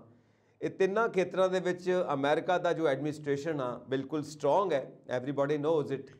ਸੋ ਆਈ ਥਿੰਕ ਕਿ ਜ਼ਰੂਰ ਇਹ ਕਾਬੂ ਪਾ ਲੈਣਗੇ, ਤੇ ਉਸ ਤੋਂ ਬਾਅਦ ਵੀ ਜੋ ਮੁੜ ਵਸੇਬਾ ਕਰਨਾ, ਜੋ ਸਾਰੇ ਹਾਲਾਤ ਨੇ ਉਹਨਾਂ ਨੂੰ ਕਾਬੂ ਕਰਨਾ ਠੀਕ ਰਹੇਗਾ, ਪ੍ਰਸ਼ਾਸਨ ਕਰ ਸਕੇਗਾ। ਕਿਉਂਕਿ ਕੁਦਰਤੀ ਆਫਤ ਇਹਦੇ ਨਾਲ ਤਾਂ ਤੁਸੀਂ ਲੜ ਹੀ ਸਕਦੇ ਹੋ, ਆਪਣੇ ਆਪ ਨੂੰ ਬਚਾ ਹੀ ਸਕਦੇ ਹੋ, ਉਹਨੂੰ ਰੋਕ ਤਾਂ ਨਹੀਂ ਸਕਦੇ। ਕਿਸੇ ਵੇਲੇ ਕੁਝ ਵੀ ਹੋ ਸਕਦਾ ਹੈ, ਕਿਤੇ ਭੂਚਾਲ ਆ ਸਕਦਾ ਹੈ, ਕਿਤੇ ਹਨੇਰੀਆਂ ਆ ਸਕਦੀਆਂ ਨੇ, ਕਿਤੇ ਸਾਈਕਲੋਨ ਆ ਸਕਦਾ, ਸੁਨਾਮੀ ਆ ਸਕਦੀ ਹੈ। ਇਹ ਤਾਂ ਤੁਸੀਂ ਆਪਣੇ ਆਪ ਨੂੰ ਕਿੰਨਾ ਕੁ ਬਚਾ ਸਕਦੇ ਹੋ ਉਹਦੇ ਉੱਤੇ ਹੀ ਆ। ਬਾਕੀ ਜਿਹੜੀਆਂ ਉਹ ਵੀ ਇਸ ਤਰ੍ਹਾਂ ਹੁੰਦਾ ਜੀ ਇੱਥੇ, ਕਿ ਜਦੋਂ ਕਿਤੇ ਇਦਾਂ ਦੀਆਂ ਆਫਤਾਂ ਆਉਂਦੀਆਂ ਨਾ, ਹਾਂਜੀ ਤੇ ਗਵਰਨਮੈਂਟ ਤੇ ਇੰਸ਼ੋਰੈਂਸ ਕੰਪਨੀਆਂ ਰਲ ਕੇ ਕਰਦੀਆਂ। ਮਤਲਬ ਇੰਡੀਆ ਵਾਂਗੂ ਨਹੀਂ ਹੁੰਦਾ ਵੀ ਸਭ ਕੁਝ ਗਵਰਨਮੈਂਟ ਦੇ ਸਿਰ ਤੇ ਪੈ ਜਾਂਦਾ, ਹਾਂਜੀ ਕਿਉਂਕਿ ਇੱਥੇ ਲੋਕਾਂ ਨੇ ਜਿਹੜੇ ਬਾਗ ਬਗਾਨ ਹੈ, ਖੜੇ ਖੇਤਾਂ ਦੀ ਇੰਸ਼ੋਰੈਂਸ ਕਰਾਈ ਆ, ਜਿਹੜੇ ਉਹਨਾਂ ਦੇ ਘਰ ਨੇ ਉਹਨਾਂ ਦੀ ਕਰਾਈ ਆ। ਵਹੀਕਲ ਤੇ ਕੋਈ ਤੁਹਾਡਾ ਰੋਡ ਤੇ ਚੜ੍ਹ ਨਹੀਂ ਸਕਦਾ ਇੰਸ਼ੋਰੈਂਸ ਤੋਂ ਬਗੈਰ। ਉਹ ਜਿਵੇਂ ਜਿਵੇਂ ਇੰਸ਼ੋਰੈਂਸ ਹੁੰਦੀ ਅੱਛਾ ਆ, ਜੀ ਉਹ ਕੰਪਨੀਆਂ ਜਿਹੜੀਆਂ ਕਲੇਮ ਦੇ ਦਿੰਦੀਆਂ, ਤੇ ਉਹ ਇੰਸ਼ੋਰੈਂਸ ਉਹਨਾਂ ਦਾ ਪੂਰਤੀ ਕਰ ਦਿੰਦੀ ਆ। ਜੀ ਗਵਰਨਮੈਂਟ ਜੀ ਦਾ ਜਿਹੜੇ ਫਿਰ ਪੈਸਾ ਆਉਂਦਾ, ਗਵਰਨਮੈਂਟ ਨੂੰ ਉਹ ਸੜਕਾਂ, ਪਾਰਕ, ਬਿਜਲੀ, ਸੀਵਰੇਜ, ਉਹ ਚੀਜ਼ਾਂ ਵਾਸਤੇ ਗਵਰਨਮੈਂਟ ਦਾ ਪੈਸਾ ਲੱਗਦਾ। ਬਾਕੀ ਜਿਹੜਾ ਪਬਲਿਕ ਦਾ ਨੁਕਸਾਨ ਹੁੰਦਾ, ਉਹ ਇੰਸ਼ੋਰੈਂਸ ਕੰਪਨੀਆਂ ਭਰ ਦਿੰਦੀਆਂ। ਜੀ ਜੀ ਜੀ ਚਲੋ ਹੁਣ ਆਪਾਂ ਅੱਗੇ ਵਧਦੇ ਹਾਂ। ਕੈਨੇਡਾ ਦੀ ਧਰਤੀ ਤੋਂ ਆਪਾਂ ਨਿਊਜ਼ ਲੈਂਦੇ ਹਾਂ ਕਿ ਪੋਪ ਸਾਹਿਬ ਆਏ ਨੇ, ਇਟਲੀ ਤੋਂ ਆਏ ਨੇ, ਤੇ ਆ ਕੇ ਉਹਨਾਂ ਨੇ ਨੇਟਿਵਸ ਤੋਂ ਮਾਫੀ ਮੰਗੀ ਹੈ ਬੱਚਿਆਂ ਦੇ ਡੈਥ ਕੇਸਿਸ ਨੂੰ ਲੈ ਕੇ। ਸੋ ਆਪਣੇ ਆਪ ਦੇ ਵਿੱਚ ਇੱਕ ਘਟਨਾ ਸ਼ਰਮਨਾਕ ਵੀ ਹੈ ਕਿ ਅੱਜ ਦੇ ਮਾਡਰਨ ਯੁੱਗ ਦੇ ਵਿੱਚ ਇਦਾਂ ਦੀਆਂ ਘਟਨਾਵਾਂ ਹੋ ਰਹੀਆਂ, ਔਰ ਇੱਕ ਐਡੀ ਵੱਡੀ ਡਿਗਨਿਟੀ ਨੂੰ, ਇੱਕ ਐਡੀ ਵੱਡੀ ਪਰਸਨੈਲਿਟੀ ਨੂੰ ਮਾਫੀ ਮੰਗਣੀ ਪੈ ਰਹੀ ਹੈ। ਇਹਦੇ ਬਾਰੇ ਜ਼ਰਾ ਗੱਲਬਾਤ ਕਰਾਂਗੇ ਸੋਢੀ ਸਾਹਿਬ। ਇਸ ਤੋਂ ਪਹਿਲਾਂ ਆਪਾਂ ਜਾਂਦੇ ਜਾਂਦੇ ਇੱਕ ਗੱਲ ਡੈਲਸ ਦੇ ਸਿਟੀ ਦੀ ਕਰ ਦਈਏ। ਉੱਥੇ ਅੱਜ ਦੁਪਹਿਰ ਵੇਲੇ ਇੱਕ ਲੇਡੀ 에ਅਰਪੋਰਟ ਤੇ, ਜਿੱਥੇ ਚੈੱਕ ਇਨ ਹੋ ਰਿਹਾ ਸੀ ਨਾ, ਲੋਕ ਪੈਸੇ ਸਮਾਨ ਵਗੈਰਾ ਜਮ੍ਹਾਂ ਕਰਾ ਰਹੇ ਸੀ ਆਪਣਾ 에ਅਰਪੋਰਟ ਤੇ, ਹਾਂਜੀ ਉਹ ਆਈ ਤੇ ਬਿਨਾਂ ਕਿਸੇ ਵਜ੍ਹਾ ਦੇ ਹੀ ਉਹਨੇ ਰਿਵਾਲਵਰ ਕੱਢਿਆ ਤੇ ਹਵਾਈ ਫਾਇਰ ਕਰ ਦਿੱਤਾ। ਅੱਛਾ ਤੇ ਉਹ ਉੱਥੇ ਤੇ ਇੰਨੀ ਘਬਰਾ ਤਫੜੀ ਮਚ ਗਈ ਵੀ ਲੋਕੀ ਸਮਾਨ ਛੱਡ ਕੇ ਇੱਧਰ ਉੱਧਰ ਦੌੜ ਗਏ ਵੀ ਇਹ ਪਤਾ ਨਹੀਂ ਕੀ ਹੋਣ ਲੱਗਾ। ਹਾਂਜੀ ਤੇ ਖੈਰ ਪੁਲਿਸ ਤੇ ਉੱਥੇ ਹੁੰਦੀ ਹੈ ਸਿਕਿਉਰਿਟੀ, ਉਹਨਾਂ ਦੀ ਆਪਣੀ ਵੀ, 에ਅਰਲਾਈਨਾਂ ਦੀ ਆਪਣੀ ਵੀ ਸਿਕਿਉਰਿਟੀ ਹੁੰਦੀ, ਪੁਲਿਸ ਵੀ ਹੁੰਦੀ ਹੈ, ਸਿਟੀ ਦੀ ਵੀ, ਫਿਰ ਆ ਦੂਜੇ ਤੁਹਾਡੇ ਜਿਹੜੇ ਹੁੰਦੇ ਆ ਸ਼ੈਰਿਫ ਵੀ ਹੁੰਦੇ ਆ, ਸਾਰਾ ਕੁਝ ਹੁੰਦਾ। ਅਦਿਆਲੇ TFC ਵਾਲੇ ਵੀ ਹੁੰਦੇ ਆ। ਹਾਂਜੀ ਉਹਨਾਂ ਨੇ ਉਹਨੂੰ ਵਾਰਨਿੰਗ ਦਿੱਤੀ, ਉਹ ਨਹੀਂ ਮਤਲਬ ਟਲੀ, ਤੇ ਫਿਰ ਉਹਦੀ ਗੋਲੀ ਮਾਰੀ ਉਹਦੀ ਲੱਤ ਦੇ ਵਿੱਚ, ਫਿਰ ਜਦੋਂ ਡਿੱਗ ਪਈ ਫਿਰ ਉਹਦੀ ਰਿਵਾਲਵਰ ਖੋਹ ਲਿਆ ਤੇ ਉਹਨੂੰ ਅਰੈਸਟ ਕਰ ਲਿਆ, ਬਚਾਅ ਹੋ ਗਿਆ। ਤੇ ਜਿਵੇਂ ਉੱਥੇ ਭੀੜ ਸੀ, ਜੇ ਕੋਈ ਸਿੱਧਾ ਫਾਇਰ ਕਰਦੀ ਤੇ ਕੈਜੁਅਲਟੀ ਹੋ ਸਕਦੀ ਸੀ। ਜੀ ਜੀ। ਚਲੋ ਹੁਣ ਇਟਲੀ ਦੀ ਜੋ ਨਿਊਜ਼ ਪੋਪ ਜੀ ਆਏ ਨੇ, ਤਾਂ ਪੋਪ ਜੀ ਨੇ ਆ ਕੇ ਮਾਫੀ ਮੰਗੀ, ਇਹਦੇ ਬਾਰੇ ਜ਼ਰਾ ਗੱਲ ਕਰ ਲੈਂਦੇ ਆ ਸੋਢੀ ਸਾਹਿਬ। ਮਤਲਬ ਜੀ, ਇੱਕ ਜਿਹੜੇ ਤੇ ਅੱਛੇ ਲੋਕ ਨੇ ਇਨਸਾਨੀਅਤ ਵਾਲੇ, ਉਹ ਤੇ ਇਸ ਚੀਜ਼ ਦੀ ਪਹਿਲਾਂ ਹੀ ਬੜੀ, ਚਾਹੇ ਉਹ ਕਿਸੇ ਵੀ ਫਿਰਕੇ ਨਾਲ ਸੀ, NRI ਸੀ, ਕੈਨੇਡਾ ਦੇ ਸੀ, ਜੋ ਵੀ ਸੀ, ਉਹ ਮਤਲਬ ਇਸ ਗੱਲ ਤੇ ਦੁਖੀ ਸੀ ਵੀ ਜੋ ਘਟਨਾ ਹੋਈ, ਇੱਕ ਸਕੂਲ ਚੋਂ 200 300 ਬੱਚਿਆਂ ਦੀਆਂ ਲਾਸ਼ਾਂ ਲੱਭੀਆਂ, ਹਾਂਜੀ ਖਾਸ ਕਰਕੇ BC ਵਾਲੇ ਪਾਸੇ, ਹੋਰ ਵੀ ਸਟੇਟਾਂ 'ਚ। ਹਾਂਜੀ ਤੇ ਉਹ ਬਹੁਤ ਜ਼ਿਆਦਾ ਲੋਕ ਇਹਦੇ ਤੇ ਦੁਖੀ ਸੀ, ਤੇ ਸਰਕਾਰ ਤੇ ਆਪਣੇ ਤੌਰ ਤੇ ਹੀ ਪਹਿਲਾਂ ਆਸ਼ਵਾਸਨ ਦੇ ਚੁੱਕੀ ਸੀ। ਪਰ ਇਹਨਾਂ ਦੀ ਇੱਕ ਕੁਆਲਿਟੀ ਹੈ ਜੀ, ਵੀ ਇਹ ਜਿਹੜਾ ਵੀ ਬੰਦਾ ਵਾ, ਉਹਨੂੰ ਇਹ ਨਹੀਂ ਹੁੰਦਾ ਵੀ ਇੱਕ ਵਿਰੋਧੀ ਧਿਰ ਕਹਿ ਰਹੀ ਹੈ ਮੰਗ ਮਾਫੀ, ਤੇ ਉਹ ਕਹਿੰਦਾ ਮੈਂ ਨਹੀਂ ਮੰਗਣੀ, ਮੇਰੀ ਗਲਤੀ ਕੀ, ਇਹ ਨਹੀਂ, ਇਹ ਜਿੱਥੇ ਗਲਤੀ ਆ ਉਹਨੂੰ ਸਵੀਕਾਰ ਕਰ ਲੈਂਦੇ ਆ। ਜੀ ਤੇ ਹਾਂਜੀ, ਉਹ ਪੌਪ ਸਾਹਿਬ ਨੇ ਮਤਲਬ ਉਸ ਸ਼ਰੀਕੇ ਦਾ ਮਤਲਬ ਜਿਹੜੀ ਨੇਟਿਵ ਜਿਹੜੀ ਹੈਗੇ ਉੱਥੇ ਕਮਿਊਨਿਟੀ, ਵੀ ਇੱਕ ਹਿਸਾਬ ਨਾਲ ਉਹਨਾਂ ਦਾ ਦਿਲ ਜਿੱਤ ਲਿਆ। ਉਹ ਭਾਵੇਂ ਕਿ ਮਾਫੀ ਮੰਗਣ ਨਾਲ ਬੱਚੇ ਜਿਹੜੇ ਉਹਨਾਂ ਦੇ ਵਾਪਸ ਨਹੀਂ ਆ ਜਾਣੇ, ਬਟ ਇਹ ਆ ਕਿ ਅਗਲੇ ਸੋਚਦੇ ਆ ਵੀ ਕੱਲ ਕੋਈ ਹੋਰ ਸਾਡੇ ਨਾਲ ਧੱਕਾ ਕਰਨ ਲੱਗਾ, ਸੋਚੇਗਾ ਵੀ ਸਾਡੀ ਐਡੇ ਵੱਡੇ ਮਤਲਬ ਇੱਕ ਸ਼ਖਸੀਅਤ ਨੂੰ ਸੌਰੀ ਕਰਨਾ ਪਿਆ। ਬਿਲਕੁਲ ਸਹੀ ਗੱਲ ਹੈ। ਤੇ ਇਸ ਕਰਕੇ ਇਹ ਕੈਨੇਡਾ ਵਾਸਤੇ ਇੱਕ ਚੰਗਾ ਕਦਮ ਕਹਿ ਸਕਦੇ ਆ। ਬਿਲਕੁਲ ਠੀਕ ਹੈ, ਕਿਉਂਕਿ ਜਦੋਂ ਇਦਾਂ ਦੀ ਘਟਨਾਵਾਂ ਹੋਵੇ ਔਰ ਐਡੀ ਵੱਡੀ ਹਸਤੀ ਦੇ ਮਾਲਕ ਆ ਕੇ ਉਹਦੇ ਵਾਸਤੇ ਖਿਮਾ ਯਾਚਨਾ ਕਰਨ, ਤਾਂ ਆਪਣੇ ਆਪ ਦੇ ਵਿੱਚ ਇੱਕ ਹਿਸਟਰੀ ਕ੍ਰੀਏਟ ਹੋ ਜਾਂਦੀ ਹੈ, ਆਉਣ ਵਾਲੀਆਂ ਜਨਰੇਸ਼ਨਸ ਵਾਸਤੇ ਇੱਕ ਸਬਕ ਹੋ ਜਾਂਦਾ ਕਿ ਅਸੀਂ ਇਦਾਂ ਦੇ ਕੰਮ ਨਾ ਕਰੀਏ। ਨਾਲੇ ਸਰਕਾਰਾਂ ਨੂੰ ਜਾਂ ਜਿਹੜੀਆਂ ਸੰਸਥਾਵਾਂ ਨੇ, ਸਮਾਜ ਸੇਵੀ ਸੰਸਥਾਵਾਂ ਦੇ ਕੋਲ ਇੱਕ ਰਸਤਾ ਹੋ ਜਾਂਦਾ ਵੀ ਉਹਨਾਂ ਨੂੰ ਹੈਲਪ ਕਰਨ ਦਾ, ਵੀ ਵੇਖੋ ਜੀ ਪੌਪ ਸਾਹਿਬ ਵੀ ਇਹ ਕਰ ਗਏ, ਸਾਡਾ ਵੀ ਫਰਜ਼ ਬਣਦਾ, ਲੋਕਾਂ ਨੂੰ ਇੱਕ ਹੱਲਾਸ਼ੇਰੀ ਜਿਹੀ ਵੀ ਆ ਜਾਂਦੀ ਆ। ਇੱਕ ਸੋਢੀ ਸਾਹਿਬ ਹਾਂਜੀ, ਵਿਚਾਰਨ ਵਾਲੀ ਗੱਲ ਇਹ ਹੈ ਕਿ ਇਦਾਂ ਦੀ ਘਟਨਾ ਹੁੰਦੀ ਕਿਉਂ ਹੈ, ਕੀ ਕਾਰਨ ਨੇ ਇਹਦੇ ਪਿੱਛੇ? ਵੇਖੋ ਜਿਹੜੇ ਸਿਰ ਫਿਰੇ ਆ ਉਹ ਹਰ ਬਰਾਦਰੀ 'ਚ ਹੈਗੇ ਆ, ਹਰ ਜਾਤ 'ਚ ਹੈਗੇ ਆ, ਹਰ ਧਰਮ 'ਚ, ਹਰ ਮਜ਼ਹਬ ਦੇ ਵਿੱਚ, ਕਿਤੇ ਘੱਟ ਹੈ ਕਿਤੇ ਵੱਧ ਹੈ, ਕੋਈ ਕੁਛ ਕਰਦਾ ਕੋਈ ਕੁਛ ਕਰਦਾ। ਮਤਲਬ ਇਹ ਜਿਹੜਾ ਕੈਨੇਡਾ ਦੇ ਵਿੱਚ ਅਸੀਂ ਤਾਂ ਮਤਲਬ ਇਹ ਕੋਈ ਛੋਟਾ ਜਿਹਾ ਇੱਕ ਗਰੁੱਪ ਸੀ, ਉਹ ਆਪਣੇ ਲੈਵਲ ਤੇ ਹੀ ਕਰੀ ਗਿਆ ਵੀ ਜੇ ਆਪਾਂ ਕੋਈ ਕੈਨੇਡਾ ਦੀ ਸਰਕਾਰ ਨੂੰ ਦੋਸ਼ ਦੇ ਦਈਏ ਜਾਂ ਕਿਸੇ ਖਾਸ ਇੱਕ ਫਿਰਕੇ ਨੂੰ ਦੇ ਦਈਏ, ਉਹ ਨਹੀਂ ਸੀ ਹੈਗਾ। ਇਹ ਕੋਈ ਵੈਸੇ ਹੀ ਮਤਲਬ ਜਿੱਦਾਂ ਮਤਲਬ ਕਿਤੇ ਲੱਕੜ ਦਾ ਢੇਰ ਪਿਆ ਤੇ ਕਿਸੇ ਇੱਕ ਮੋਛੇ ਨੂੰ ਸਿਉਂਕ ਲੱਗ ਗਈ ਤੇ ਉਹ ਜਿੰਨਾ ਕੁ ਹੋ ਸਕਿਆ ਨੁਕਸਾਨ ਕਰ ਗਈ, ਮਤਲਬ ਕਾਈਂਡ ਆਫ ਐਸਾ। Okay okay. ਔਰ ਇਹ ਹਰ ਜਗ੍ਹਾ ਤੇ ਮੌਜੂਦ ਨੇ ਦੁਨੀਆ। ਪਾਰਸ਼ੈਲਿਟੀ ਨਹੀਂ ਸੀ ਹੋਈ, ਹਾਂਜੀ। ਮਤਲਬ ਕਿਸੇ ਇੱਕ ਫਿਰਕੇ ਵੱਲੋਂ, ਛੋਟੇ ਜਿਹੇ ਗਰੁੱਪ ਵੱਲੋਂ ਸੀ। ਸੋ ਸੋਢੀ ਸਾਹਿਬ, ਇੱਕ ਬਹੁਤ ਵਧੀਆ ਘਟਨਾ ਜੋ ਹੋਣ ਜਾ ਰਹੀ ਹੈ ਯੂਨਾਈਟਿਡ ਕਿੰਗਡਮ ਦੇ ਵਿੱਚ, ਜੋ ਭਾਰਤੀ ਮੂਲ ਦੇ ਰਿਸ਼ੀ ਸੁਨਕ ਜਿੱਤ ਸਕਦੇ ਨੇ, ਪ੍ਰਾਈਮ ਮਿਨਿਸਟਰਸ਼ਿਪ ਵਾਸਤੇ ਅੱਗੇ ਵਧਦੇ ਪਏ ਨੇ, ਜਿੱਤ ਸਕਦੇ ਨੇ। ਮੈਂ ਇਸ ਕਰਕੇ ਕਹਿ ਰਿਹਾ ਕਿਉਂਕਿ ਵਧੀਆ ਕਾਰਗੁਜ਼ਾਰੀ ਹੈ, ਵਧੀਆ ਪਰਫਾਰਮੈਂਸ ਹੈ। BBC ਦੀ ਡਿਬੇਟ ਦੇ ਵਿੱਚ ਵੀ ਉਹਨਾਂ ਨੇ ਬਹੁਤ ਵਧੀਆ ਪ੍ਰਦਰਸ਼ਨ ਕੀਤਾ, ਜਿਸ ਤਰ੍ਹਾਂ ਉਹਨਾਂ ਦੀ ਪਕੜ ਹੈ ਆਰਥਿਕ ਮਾਮਲਿਆਂ ਦੇ ਉੱਤੇ। ਕਿਸ ਤਰ੍ਹਾਂ ਦੇਖਦੇ ਨੇ ਸਾਡੇ NRI ਭਾਈਚਾਰੇ ਦੇ ਲੋਕ ਇਸ ਘਟਨਾ ਨੂੰ? ਵੇਖੋ, ਉਹ ਇਸ ਵੇਲੇ ਜੀ ਪੋਜੀਸ਼ਨ ਇਹ ਆ ਵੀ ਉਹਦੇ ਉੱਤੇ ਸਾਰੇ ਵਿਸ਼ਵ ਦੇ ਜਿਹੜੇ ਭਾਰਤੀ ਭਾਈਚਾਰਾ ਜਿਹੜਾ ਉਹਨਾਂ ਦੀ ਨਿਗਾਹ ਲੱਗੀ ਹੋਈ ਆ ਉਹਦੇ ਤੇ। ਹਾਂਜੀ। ਇੱਕ ਦੇਸ਼ ਦੇ ਸਿਰਫ ਇੰਗਲੈਂਡ ਦੇ ਨਹੀਂ, ਮਤਲਬ ਕਈਆਂ ਥਾਵਾਂ ਦੇ ਸ਼ਰਤਾਂ ਲੱਗੀਆਂ, ਕਿਤੇ ਸੱਟਾ ਲੱਗਾ, ਕਿਤੇ ਕੁਛ ਲੱਗਾ, ਕਿਤੇ ਕੁਛ ਲੱਗਾ। ਅੱਛਾ ਜੀ। ਲੋਕੀ ਬੜੀ ਉਮੀਦ ਕਰਦੇ ਆ। ਬਾਕੀ ਹੁਣ ਵੇਖੋ ਗੱਲ ਦੋਵੇਂ ਹੀ ਰਹਿ ਗਏ ਆ, ਜਾਂ ਉਹਦੇ ਟਰਨਸ ਰਹਿ ਗਈ ਆ ਜਾਂ ਇਹ ਰਹਿ ਗਏ ਆ, ਬਾਕੀ ਤੇ ਸਾਰੇ ਰਾਊਂਡ ਕਲੀਅਰ ਹੋ ਗਏ ਆ। ਹਾਂਜੀ। ਉਹ ਗੱਲ ਉੱਥੇ ਆ ਕੇ ਆ ਜਾਂਦੀ ਆ ਵੀ ਜਿਵੇਂ ਗੁਰਬਾਣੀ ਕਹਿੰਦੀ ਵੀ ਸਾਹਿਬ ਹੱਥ ਵਡਿਆਈਆਂ ਜੇ ਭਾਵੇਂ ਧੰਦੇ, ਤੇ ਜਿਵੇਂ ਸਹੀ। ਮਤਲਬ ਸਰਦਾਰ ਮਨਮੋਹਨ ਸਿੰਘ ਨੂੰ ਚੇਤਾ ਵੀ ਨਹੀਂ ਵੀ ਰਾਜਨੀਤੀ ਚ ਆਉਣ ਦਾ, ਉਹਨੂੰ ਲਿਆ ਕੇ ਬਾਤਾ। ਓਬਾਮਾ ਸਾਹਿਬ ਦੀ ਹੋਰ ਕਈ ਏਦਾਂ ਮਿਸਾਲਾਂ ਆਪਣੇ ਕੋਲ ਹੈਗੀਆਂ ਨੇ ਵਿਸ਼ਵ ਦੇ ਵਿੱਚ, ਹਾਂਜੀ ਹਾਂਜੀ। ਵੀ ਜੇ ਕੋਈ ਵਾਹਿਗੁਰੂ ਵੱਲੋਂ, ਪਰਮਾਤਮਾ ਭਗਵਾਨ ਪਰਮੇਸ਼ਰ ਵੱਲੋਂ ਕੋਈ ਉਹਨਾਂ ਨੂੰ ਵਡਿਆਈ ਮਿਲਣੀ ਹੈ ਤੇ ਕੋਈ ਰੋਕ ਨਹੀਂ ਸਕਦਾ। ਸਹੀ ਗੱਲ ਹੈ। ਤੇ ਜੇ ਉਹਨਾਂ ਨੂੰ ਮਤਲਬ ਸਕਿਨ ਹੈ ਜਿਹੜੀ, ਸਕਿਨ ਦੇ ਰੰਗ ਦੇ ਆਧਾਰ ਤੇ ਮਿਲਦੀ ਹੈ ਤੇ ਫਿਰ ਬੜੀ ਟਫ ਹੈ, ਕਿਉਂਕਿ ਉਹ ਸਾਹਮਣੇ ਕਹਿੰਦੇ ਪਏ ਆ ਵੀ ਜਿਹਨੂੰ ਮਰਜ਼ੀ ਪਾ ਦਿਓ, ਇਹਨੂੰ ਨਾ ਪਾਇਓ, ਇੰਡੀਅਨ ਬੇਸ ਦੇ ਨੂੰ ਨਾ ਪਾਇਓ। ਤੇ ਹਾਂਜੀ ਉਹ ਜਿਵੇਂ ਆਪਾਂ ਪਿਛਲੇ ਹਫ਼ਤੇ ਵਿਚਾਰ ਕੀਤੀ ਸੀ ਵੀ ਉਹ ਜਦੋਂ ਸੋਨੀਆ ਗਾਂਧੀ ਦੇ ਉੱਤੇ ਜਾਂ ਹੋਰ ਕਈ ਇਹੋ ਜਿਹੀਆਂ ਗੱਲਾਂ ਹੋਈਆਂ, ਤੇ ਹਾਂਜੀ ਇਸ ਚੀਜ਼ ਦਾ ਅਗਲੇ ਨੂੰ ਮੌਕਾ ਮਿਲਦਾ, ਹਾਂਜੀ ਤੇ ਇਹ ਮਤਲਬ ਕਿ ਉਹ ਕਹਾਣੀ ਇੰਡੀਆ ਦੇ ਵਿੱਚ ਨਾ ਹੋਈ ਹੁੰਦੀ 2004 ਦੇ ਵਿੱਚ, ਤੇ ਫਿਰ ਸ਼ਾਇਦ ਇੰਨੀ ਫਾਈਟ ਵੀ ਟਫ ਨਹੀਂ ਸੀ ਹੋਣੀ, ਫਿਰ ਮਤਲਬ ਛੇਤੀ ਨਿਕਲ ਜਾਣਾ ਸੀ। ਤੇ ਮਤਲਬ ਬਾਕੀ ਰੇਸਿਜ਼ਮ। ਕੈਂਡੀਡੇਟ ਕਾਬਲ ਹੈ, ਕੋਈ ਉਹਦੇ ਕੰਮ ਤੇ, ਕੋਈ ਉਹਦੀ ਸ਼ਖਸੀਅਤ ਤੇ, ਉਹਦੀ ਸੋਚਣੀ ਤੇ, ਮਤਲਬ ਉਹਦੀ ਕੋਈ ਕਿਸੇ ਨੂੰ ਸ਼ੱਕਾ ਨਹੀਂ ਗੀ। ਉਹਦੇ ਚ ਸਿਰਫ ਤੇ ਸਿਰਫ ਇੱਕ ਸਕਿਨ ਦਾ ਕਲਰ ਹੀ ਹੈ ਜਿਹੜਾ ਉਹਦੇ ਚ। ਗੱਲ ਰੇਸਿਜ਼ਮ ਦੀ ਆ ਗਈ ਨਾ ਕਿ ਉਹ ਬ੍ਰਿਟਿਸ਼ ਨਹੀਂ ਹੈਗੇ, ਉਹ ਅੰਗਰੇਜ਼ ਨਹੀਂ ਹੈਗੇ, ਨੀਲੀਆਂ ਨੀਲੀਆਂ ਅੱਖਾਂ ਨਹੀਂ ਹੈਗੀਆਂ, ਗੋਰੇ ਗੋਰਾ ਰੰਗ ਨਹੀਂ ਹੈਗਾ, ਲਾਲ ਲਾਲ ਚਿਹਰਾ ਨਹੀਂ ਹੈਗਾ। ਖੈਰ ਲਾਲ ਚਿਹਰਾ ਤਾਂ ਹੋ ਗਿਆ ਹੋਣਾ ਕਿਉਂਕਿ ਖੁਰਾਕ ਉੱਥੋਂ ਦੀ ਔਰ ਵਾਤਾਵਰਣ ਉੱਥੋਂ ਦਾ। ਨਹੀਂ ਨਹੀਂ, ਐਸਾ ਨਹੀਂ ਹੈ, ਲਾਲ ਚਿਹਰਾ ਵੀ ਨਹੀਂ ਹੈ, ਪਰ ਹੋ ਵੀ ਜਾਵੇ ਤੇ ਤਾਂ ਵੀ ਉਹ ਜਿਹੜਾ ਪਿਛੋਕੜ ਹੁੰਦਾ ਉਹ ਮਤਲਬ ਨਹੀਂ ਇਹਦੀ ਛੇਤੀ ਖਹਿੜਾ ਛੱਡਦਾ ਹੁੰਦਾ। ਕਿਉਂਕਿ ਇੰਡੀਅਨ ਨੇ, ਇਹ ਕਿਹਾ ਜਾਂਦਾ। ਵੈਸੇ ਸਰਵੇ ਤਾਂ ਇਹ ਕਹਿੰਦਾ ਕਿ ਲੋਕਾਂ ਦਾ ਓਪੀਨੀਅਨ ਇਹ ਬਣਿਆ ਹੋਇਆ ਹੈ ਕਿ ਉਹ ਇੱਕ ਵਧੀਆ ਪ੍ਰਾਈਮ ਮਿਨਿਸਟਰ ਸਾਬਿਤ ਹੋ ਸਕਦੇ ਨੇ ਜੋ ਉਹਨਾਂ ਦੀ ਕਾਬਲੀਅਤ ਹੈ। ਜੀ, ਤਾਂ ਕਾਬਲੀਅਤ ਨੂੰ ਸਲਾਮ ਨਹੀਂ ਹੁੰਦਾ ਬ੍ਰਿਟੇਨ ਦੀ ਧਰਤੀ ਦੇ ਉੱਤੇ। ਕਾਬਲੀਅਤ ਤਾਂ ਮਤਲਬ ਬਿਲਕੁਲ 110% ਮਤਲਬ ਕਾਬਲ ਹੈ, ਕਾਬਲੀਅਤ ਤੇ ਕੋਈ ਡਾਊਟ ਨਹੀਂ ਹੈਗਾ। ਮੈਂ ਤੇ ਮਤਲਬ ਹਾਂਜੀ ਅਰਜ਼ ਕੀਤੀ ਆ ਵੀ ਜਿਹੜਾ ਸਿਰਫ ਤੇ ਸਿਰਫ ਉਹ ਮਤਲਬ ਸਕਿਨ ਦਾ ਕਲਰ ਵੀ ਤੁਸੀਂ ਕਹਿ ਸਕਿਨ ਦਾ ਸਕਦੇ ਹੋ, ਕਲਰ। ਰੇਸਿਜ਼ਮ ਵਾਲੀ ਗੱਲ ਵੀ ਨਹੀਂ, ਵੀ ਰੇਸਿਜ਼ਮ ਜਿਹੜਾ ਤੇ ਉਹਦੇ ਚ ਹੁੰਦਾ ਨਾ ਵੀ ਬਿਲਕੁਲ ਆਪਾਂ ਕਿਸੇ ਨੂੰ ਧੱਕਾ ਕਰਦੇ ਆ ਜਾਂ ਵੀ ਗਾਲਾਂ ਕੱਢਦੇ ਆ, ਜੇ ਕੋਈ ਖਿਲਾਫ ਲਫ਼ਜ਼ ਬੋਲਦੇ ਆ ਜਾਂ ਨਾਅਰੇ ਲਿਖਦੇ ਆ, ਵੀ ਐਸਾ ਨਹੀਂ ਕੁਝ ਵੀ ਹੈਗਾ। ਬੜੇ ਇੱਕ ਲਿਬਰਲ ਢੰਗ ਨਾਲ ਮਤਲਬ ਇੱਕ ਮਤਲਬ ਇਹ ਹੈ ਕਿ ਅਸੀਂ ਭਾਰਤ ਦੇ ਉੱਤੇ ਰਾਜ ਕਰਦੇ ਰਹੇ ਹਾਂ, ਹੁਣ ਕਿੱਦਾਂ ਇੱਕ ਭਾਰਤੀ ਸਾਡੇ ਉੱਤੇ ਰਾਜ ਕਰੇ, ਇਹ ਵੀ ਇੱਕ ਸੋਚ ਹੋ ਸਕਦੀ ਹੈ।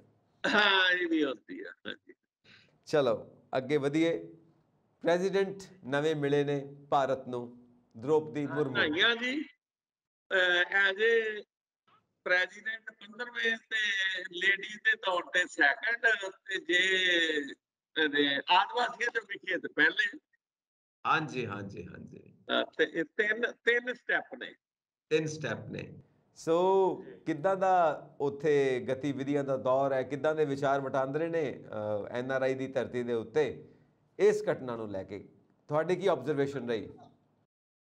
ਮਤਲਬ ਕੋਈ ਸਪੈਸ਼ਲ ਰਿਸਪੌਂਸ ਨਹੀਂ ਕਿਸੇ ਦਾ ਵੀ ਹੈਗਾ, ਹਾਂਜੀ ਕਿਉਂਕਿ ਇਹ ਜਿਹੜਾ ਸਾਡਾ ਦੇਸ਼ ਹੈ, ਇੰਡੀਆ ਵਾ ਜਾਂ ਪਾਕਿਸਤਾਨ ਹੈ ਜਾਂ ਕੁਝ ਹੋਰ ਥੋੜੇ ਬਹੁਤੇ ਦੇਸ਼ ਹੈਗੇ ਆ, ਇਹਨਾਂ ਦੇ ਵਿੱਚ ਜਿਹੜੀ ਪ੍ਰੈਜ਼ੀਡੈਂਟ ਹੈ ਨਾ, ਉਹ ਇੱਕ ਮਤਲਬ ਜਿਵੇਂ ਕਹਿ ਰਹੇ ਹੋ ਵੀ ਲੋਕ ਵਿਖਾਵਾ ਵਾ, ਜਾਂ ਮਤਲਬ ਇੱਕ ਖਾਨਾ ਪੂਰਤੀ ਆ, ਮਤਲਬ ਇਹ ਉਹ ਚੀਜ਼ ਹੈਗੀ ਆ, ਕਿਉਂਕਿ ਹਾਂਜੀ ਇਹਨਾਂ ਦਾ ਕੰਮ ਤੇ ਸਾਰਾ ਪ੍ਰਧਾਨ ਮੰਤਰੀ ਕਰਦਾ। ਹਾਂਜੀ ਤੇ ਕੋਈ ਰੇਅਰ ਚਾਂਸ ਹੋਵੇ ਜੇ ਕੋਈ ਰਾਸ਼ਟਰਪਤੀ ਆਪਣੇ ਤੌਰ ਤੇ ਆਪਣਾ ਮਤਲਬ ਕਿਵੇਂ ਕਹਿ ਸਕਦੇ ਵੀ ਆਪਣੀ ਹੋਂਦ ਏਦਾਂ ਕਰਕੇ ਵਿਖਾ ਦੇਵੇ, ਤੇ ਉਹਦੇ ਚ ਸਭ ਕੁਝ ਹੁੰਦਾ। ਪਰ ਹੁਣ ਉਹਦੇ ਚ ਬਹੁਤੀ ਪੋਸੀਬਿਲਿਟੀ ਨਹੀਂ, ਕਿਉਂਕਿ ਪਹਿਲਾਂ ਕੋਈ ਸਮਾਂ ਹੁੰਦਾ ਸੀ ਇੰਡੀਆ ਦੇ ਵਿੱਚ ਤਿੰਨਾਂ ਫੌਜਾਂ ਦਾ ਜਿਹੜਾ ਮੁਖੀ ਹੈ ਰਾਸ਼ਟਰਪਤੀ ਹੁੰਦਾ ਸੀ। ਹਾਂਜੀ ਹੁਣ ਇਹਨਾਂ ਨੇ ਉਹਨਾਂ ਤਿੰਨਾਂ ਨੂੰ ਗਰੁੱਪ ਕਰਕੇ ਤੇ ਇੱਕ ਹੋਰ ਨਵੀਂ ਇੱਕ ਪੋਸਟ ਕ੍ਰੀਏਟ ਕਰ ਦਿੱਤੀ ਆ, ਉਹ ਵੀ ਰਾਸ਼ਟਰਪਤੀ ਦੇ ਹੱਥੋਂ ਤਕਰੀਬਨ ਨਿਕਲ ਗਿਆ। ਹਾਂਜੀ ਤੇ ਹੁਣ ਤੇ ਉਹ ਕਰਦੇ ਆ ਵੀ ਆ ਕਾਨੂੰਨ ਪਾਸ ਹੋਣਾ, ਰਾਸ਼ਟਰਪਤੀ ਸਾਹਿਬ ਕੋਲ ਚਲੇ ਜਾਓ, ਲੋਕ ਸਭਾ ਚ ਰਾਜ ਸਭਾ ਚ ਹੋ ਗਿਆ, ਮੋਹਰ ਲਾਓ ਜੀ, ਤੋੜ ਦਿਓ ਅੱਗੇ, ਜਾਂ ਹਾਂਜੀ ਕਿਤੇ ਚੋਣਾਂ ਕਰਾਉਣੀਆਂ, ਜਾਂ ਕਿਤੇ ਰਾਸ਼ਟਰਪਤੀ ਰਾਜ ਲਾਉਣਾ। ਤੇ ਉਹ ਇੱਕ ਮਤਲਬ ਹਿਸਾਬ ਨਾਲ ਹੈਗਾ ਹੋ ਰਿਹਾ। ਅਦਰਵਾਈਜ਼ ਵੈਸੇ ਮਤਲਬ ਬਹੁਤੀ ਅਹਿਮੀਅਤ ਵਾਲਾ ਨਿਗਾ। ਹੁਣ ਇਹੀ ਚੋਣ ਕਿਤੇ ਪ੍ਰਧਾਨ ਮੰਤਰੀ ਪੂਰੇ ਵਿਸ਼ਵ ਦੇ ਜਿਹੜੀਆਂ ਨੇ ਟੀਮਾਂ, ਜਿਹੜੀਆਂ ਮਤਲਬ ਮੀਡੀਆ ਦੀਆਂ, ਉਹ ਕਵਰ ਕਰਨ ਉੱਥੇ ਪਹੁੰਚੀਆਂ ਹੋਣੀਆਂ ਸੀ। ਤੇ ਬਿਲਕੁਲ ਸਹੀ ਗੱਲ ਆ। ਰਾਸ਼ਟਰਪਤੀ ਬੇਸ਼ੱਕ ਵੱਡਾ ਉਹਦਾ ਵਾ, ਤਾਂ ਵੀ ਕਿਸੇ ਨੂੰ ਪਤਾ ਹੀ ਨਹੀਂ, ਚੁੱਪਚਾਪ ਜਿਹਾ ਹੀ ਮਤਲਬ ਲੰਘ ਜਾਣਾ, ਠੰਡਾ ਠੰਡਾ ਜਿਹਾ ਹੀ। ਵੈਸੇ ਸੋਢੀ ਸਾਹਿਬ ਇਹ ਕਿਹਾ ਜਾਂਦਾ ਹੈ ਕਿ ਸ਼ਾਇਦ ਜਿੱਦਾਂ ਆਪਾਂ ਪਹਿਲਾਂ ਕਹਿੰਦੇ ਨੇ ਕਿ ਜਿੱਦਾਂ ਤੁਸੀਂ ਕਿਹਾ ਕਿ ਕੋਈ ਕੰਮ ਨਹੀਂ ਹੁੰਦਾ, ਇੱਕ ਕਈ ਵਾਰ ਤੇ ਇੱਥੇ ਇੱਕ ਸ਼ਬਦ ਇਸਤੇਮਾਲ ਹੁੰਦਾ ਕਿ ਪ੍ਰੈਜ਼ੀਡੈਂਟ ਇੱਕ ਰਬੜ ਸਟੈਂਪ ਦੀ ਤਰ੍ਹਾਂ ਨੇ। ਹਾਲਾਂਕਿ ਇਹ ਮੰਨਿਆ ਜਾ ਰਿਹਾ ਕਿ ਜੋ ਹੁਣ ਮਾਡਰਨ ਜ਼ਮਾਨਾ ਹੈ, ਇਹਦੇ ਵਿੱਚ द्रौपदी जी जो ਸਾਡੇ 15ਵੇਂ ਰਾਸ਼ਟਰਪਤੀ ਬਣੇ ਨੇ ਭਾਰਤ ਦੇ, ਉਹ ਕੁਝ ਐਸੇ ਸਟੈਪ ਜ਼ਰੂਰ ਲੈਣਗੇ, ਆਪਣੀ ਹੋਂਦ ਨੂੰ ਜ਼ਰੂਰ ਸਵੀਕਾਰ ਵੀ ਕਰਵਾਉਣਗੇ ਤੇ ਮਨਵਾਉਣਗੇ ਵੀ। ਕੁਝ ਨਾ ਕੁਝ ਅਜਿਹੇ ਸਟੈਪ ਲੈਣਗੇ, ਭਾਵੇਂ ਫੈਡਰਲ ਸਟਰਕਚਰ ਕਨਸਟੀਟਿਊਸ਼ਨ ਦੇ ਮੁਤਾਬਿਕ ਕੁਝ ਹੋਰ ਹੈ, ਪਰ ਨਵੀਆਂ ਸੋਧਾਂ ਹੋ ਸਕਦੀਆਂ ਨੇ, ਨਵੇਂ ਸਟੈਪਸ ਚੁੱਕੇ ਜਾ ਸਕਦੇ ਨੇ, ਜਿਹਦੇ ਵਿੱਚ ਇੱਕ ਐਕਟਿਵ ਪਾਰਟਿਸਿਪੇਸ਼ਨ ਹੋ ਸਕਦੀ ਹੈ ਪ੍ਰੈਜ਼ੀਡੈਂਟ ਆਫ ਇੰਡੀਆ ਦੇ। ਬੜੀ ਚੰਗੀ ਗੱਲ ਆ, ਆਈ ਵਿਸ਼ ਕਿ ਇਹ ਹੋਵੇ। ਦੇਖੋ ਪਿਛਲੇ ਰਾਸ਼ਟਰਪਤੀ ਸਾਹਿਬ ਸੀ, ਇਹਨਾਂ ਦੇ ਨਾਲ ਬੜੀ ਇੱਕ ਸ਼ਰਮਨਾਕ ਘਟਨਾ ਹੋਈ ਸੀ। ਉਦੋਂ ਸਾਊਥ ਦੇ ਵਿੱਚ ਇਹਨਾਂ ਨੂੰ ਮੰਦਿਰ 'ਚ ਨਹੀਂ ਸੀ ਵੜਨ ਦਿੱਤਾ ਗਿਆ, ਤੇ ਜੇ ਸਰਕਾਰੀ ਬਲ ਦੇ ਨਾਲ ਪੁਲਿਸ ਨੂੰ ਨਾਲ ਲੈ ਕੇ ਬੜੇ ਤੇ ਬਾਅਦ 'ਚ ਮੰਦਿਰ ਨੂੰ ਧੋਂਦੇ ਪਏ ਸੀ, ਉਹਦਾ ਸ਼ੁੱਧੀਕਰਨ ਹੁੰਦਾ ਪਿਆ ਸੀ। ਉਹ ਮਤਲਬ ਕਿ ਬਾਹਰਲੇ ਦੇਸ਼ਾਂ ਲਈ ਇੰਡੀਆ ਦੇ ਲੋਕ ਆਪਾਂ ਇਸ ਚੀਜ਼ ਨੂੰ ਬਹੁਤਾ ਸੀਰੀਅਸ ਲਈਏ ਨਾ ਲਈਏ, ਲੇਕਿਨ ਵਰਲਡ ਵਾਈਡ ਇਸ ਚੀਜ਼ ਨੂੰ ਬਹੁਤ ਬੁਰਾ ਮੰਨਦੇ ਆ ਵੀ ਇਹ ਕਹਿੰਦੇ ਆ ਵੀ ਜੇ ਤੁਸੀਂ ਉਹਨੂੰ ਆਪਣੇ ਧਾਰਮਿਕ ਸਥਾਨ ਤੇ ਹੀ ਨਹੀਂ ਵੜਨ ਦੇਣਾ ਤੇ ਦੈਨ ਤੁਸੀਂ ਉਹਨੂੰ ਚੁਣਿਆ ਕਾਹਦੇ ਵਾਸਤੇ। ਤੇ ਬਾਕੀ ਜੀ ਸਭ ਤੋਂ ਖੰਨਾ ਸਾਹਿਬ ਗੱਲ ਇਹ ਆ ਵੀ ਜਿਹੜਾ ਵਕਤ ਹੈ ਨਾ, ਇਹ ਸਭ ਤੋਂ ਬਲਵਾਨ ਵਕਤ ਹੁੰਦਾ। ਹਾਂਜੀ, ਤੇ ਉਹ ਤਾਕਤ ਵੀ ਜਿਹੜੀ ਆ ਉਹ ਰੱਬ ਹੀ ਬਖਸ਼ਦਾ ਕਿਸੇ ਨੂੰ। ਹੁਣ ਇੰਡੀਆ ਦੇ ਵਿੱਚ ਜਿੰਨਾ ਚਿਰ TN ਸੈਸ਼ਨ ਨਹੀਂ ਸੀ ਆਇਆ ਤੇ ਚੋਣ ਕਮਿਸ਼ਨਰ ਨੂੰ ਸਮਝਦੇ ਹੀ ਕੱਖ ਨਹੀਂ ਵੀ ਪਤਾ ਨਹੀਂ ਕੀ ਹੁੰਦਾ। ਤੇ ਜਦ ਕਿਹਾ ਕਿ ਵੀ ਮੈਂ ਆ ਸਰਕਾਰੀ ਖੰਭਿਆਂ ਤੇ ਬੋਰਡ ਨਹੀਂ ਲੱਗਣ ਦੇਣੇ, ਏਦਾਂ ਮੈਂ ਸਪੀਕਰ ਨਹੀਂ ਵੱਜਣ ਦੇਣੇ, ਏਦਾਂ ਮੈਂ ਪੈਸੇ ਨਹੀਂ ਵੰਡਣ ਦੇਣੇ, ਮੈਂ ਏਦਾਂ ਆ ਨਹੀਂ ਕਰ ਦਿੱਤਾ, ਲੋਕੀ ਹਿੱਲ ਕੇ ਰਹਿ ਗਏ ਵੀ ਇਹ ਹੈ ਏਡੀ ਪਾਵਰ ਹੁੰਦੀ ਆ। ਅੱਜ ਤੇ ਕਿਸੇ ਨੇ ਵਿਖਾਈ ਹੀ ਨਹੀਂ। ਮਤਲਬ ਉਦੋਂ ਤਕਰੀਬਨ ਦੇਸ਼ ਆਜ਼ਾਦ ਹੋਏ ਨੂੰ 40-45 ਸਾਲ ਹੋ ਗਏ ਸੀ ਤੇ ਕਿਸੇ ਨੇ ਮਤਲਬ ਨਹੀਂ ਸੀ ਕੀਤਾ। ਦੂਜਾ ਉਹਦਾ ਵਿਖਾਇਆ ਸੀ CBI ਦੇ ਜਿਹੜੇ ਆਏ ਸੀ ਆਪਣੇ ਚੀਫ ਸਰਦਾਰ ਜੋਗਿੰਦਰ ਸਿੰਘ। ਤੇ ਜੋਗਿੰਦਰ ਸਿੰਘ ਨੇ ਜਦੋਂ ਰੱਸੀ ਪਾਈ ਸੀ ਵੱਡਿਆਂ ਨੂੰ, ਤੇ ਲੋਕੀ ਕਹਿੰਦੇ ਹੈ CBI 'ਚ ਇੰਨੀ ਵੱਡੀ ਤਾਕਤ ਹੁੰਦੀ ਆ। ਤੇ ਉਹ ਆਸ ਕਰਦੇ ਆ ਵੀ ਕੋਈ ਵੀ ਰਾਸ਼ਟਰਪਤੀ ਹੋਵੇ ਆਪਣੀ ਹੋਂਦ ਇੱਕ ਵਾਰੀ ਵਿਖਾ ਦੇਵੇ ਤੇ ਦੈਟਸ ਗ੍ਰੇਟ, ਕਿਉਂਕਿ 140 ਕਰੋੜ ਦੀ ਆਬਾਦੀ ਵਾਲਾ ਦੇਸ਼ ਆ। ਤੇ ਮਤਲਬ ਇਹਦੇ 'ਚ ਕੋਈ ਨਾ ਕੋਈ ਤਾਂ ਹੋਣਾ ਹੀ ਚਾਹੀਦਾ, ਕਿਸੇ ਨਾ ਕਿਸੇ ਦੇ ਉੱਤੇ ਮਤਲਬ ਰੱਖਣੀ ਚਾਹੀਦੀ ਹੈ ਸਾਰੀ ਕਹਾਣੀ। ਜੀ, ਚਾਈਨਾ ਤੋਂ ਵੀ ਸ਼ਾਇਦ ਅੱਗੇ ਲੰਘ ਜਾਈਏ ਅਸੀਂ ਆਬਾਦੀ ਦੇ ਰੇਸ ਦੇ ਵਿੱਚ, ਇਹ ਮੰਨਿਆ ਜਾ ਰਿਹਾ ਆਉਣ ਵਾਲੇ ਸਮੇਂ ਦੇ ਵਿੱਚ। ਖੈਰ ਸੋਢੀ ਸਾਹਿਬ, ਸਮਾਂ ਹੁਣ ਸਾਡਾ ਇਹ ਕਹਿੰਦਾ ਕਿ ਆਪਾਂ ਤੁਹਾਨੂੰ ਸਤਿ ਸ਼੍ਰੀ ਅਕਾਲ ਕਰਕੇ ਤੁਹਾਨੂੰ ਸ਼ੁਕਰੀਆ ਅਦਾ ਕਰੀਏ ਕਿ ਤੁਸੀਂ ਸਾਨੂੰ ਸਮਾਂ ਦਿੱਤਾ, ਤੇ ਨਾਲ ਆਪਣੇ ਦਰਸ਼ਕਾਂ ਦਾ ਵੀ ਸ਼ੁਕਰੀਆ ਅਦਾ ਕਰੀਏ। ਜੀ ਸੋਢੀ ਸਾਹਿਬ, ਸਤਿ ਸ਼੍ਰੀ ਅਕਾਲ। ਸਤਿ ਸ਼੍ਰੀ ਅਕਾਲ, ਬਹੁਤ ਬਹੁਤ ਸ਼ੁਕਰੀਆ ਸੋਢੀ ਸਾਹਿਬ। ਤੇ ਦਰਸ਼ਕਾਂ ਦਾ ਵੀ ਬਹੁਤ ਬਹੁਤ ਸ਼ੁਕਰੀਆ ਕਿ ਤੁਸੀਂ NRI ਵਰਲਡ ਦਾ ਹਿੱਸਾ ਬਣਦੇ ਹੋ। ਆਪਣੇ ਵਿਚਾਰ ਸਾਨੂੰ ਜ਼ਰੂਰ ਇਨਬਾਕਸ ਕਰੋ। ਹੋਰ ਤੁਸੀਂ ਕੀ ਕੁਝ ਚਾਹੁੰਦੇ ਹੋ ਇਸ ਸ਼ੋਅ ਦੇ ਵਿੱਚ ਸਾਨੂੰ ਜ਼ਰੂਰ ਲਿਖੋ, ਤੇ ਵੇਖਦੇ ਰਹੋ ਪੰਜਾਬ ਮੇਲ USA TV। ਸਤਿ ਸ਼੍ਰੀ ਅਕਾਲ ਜੀ।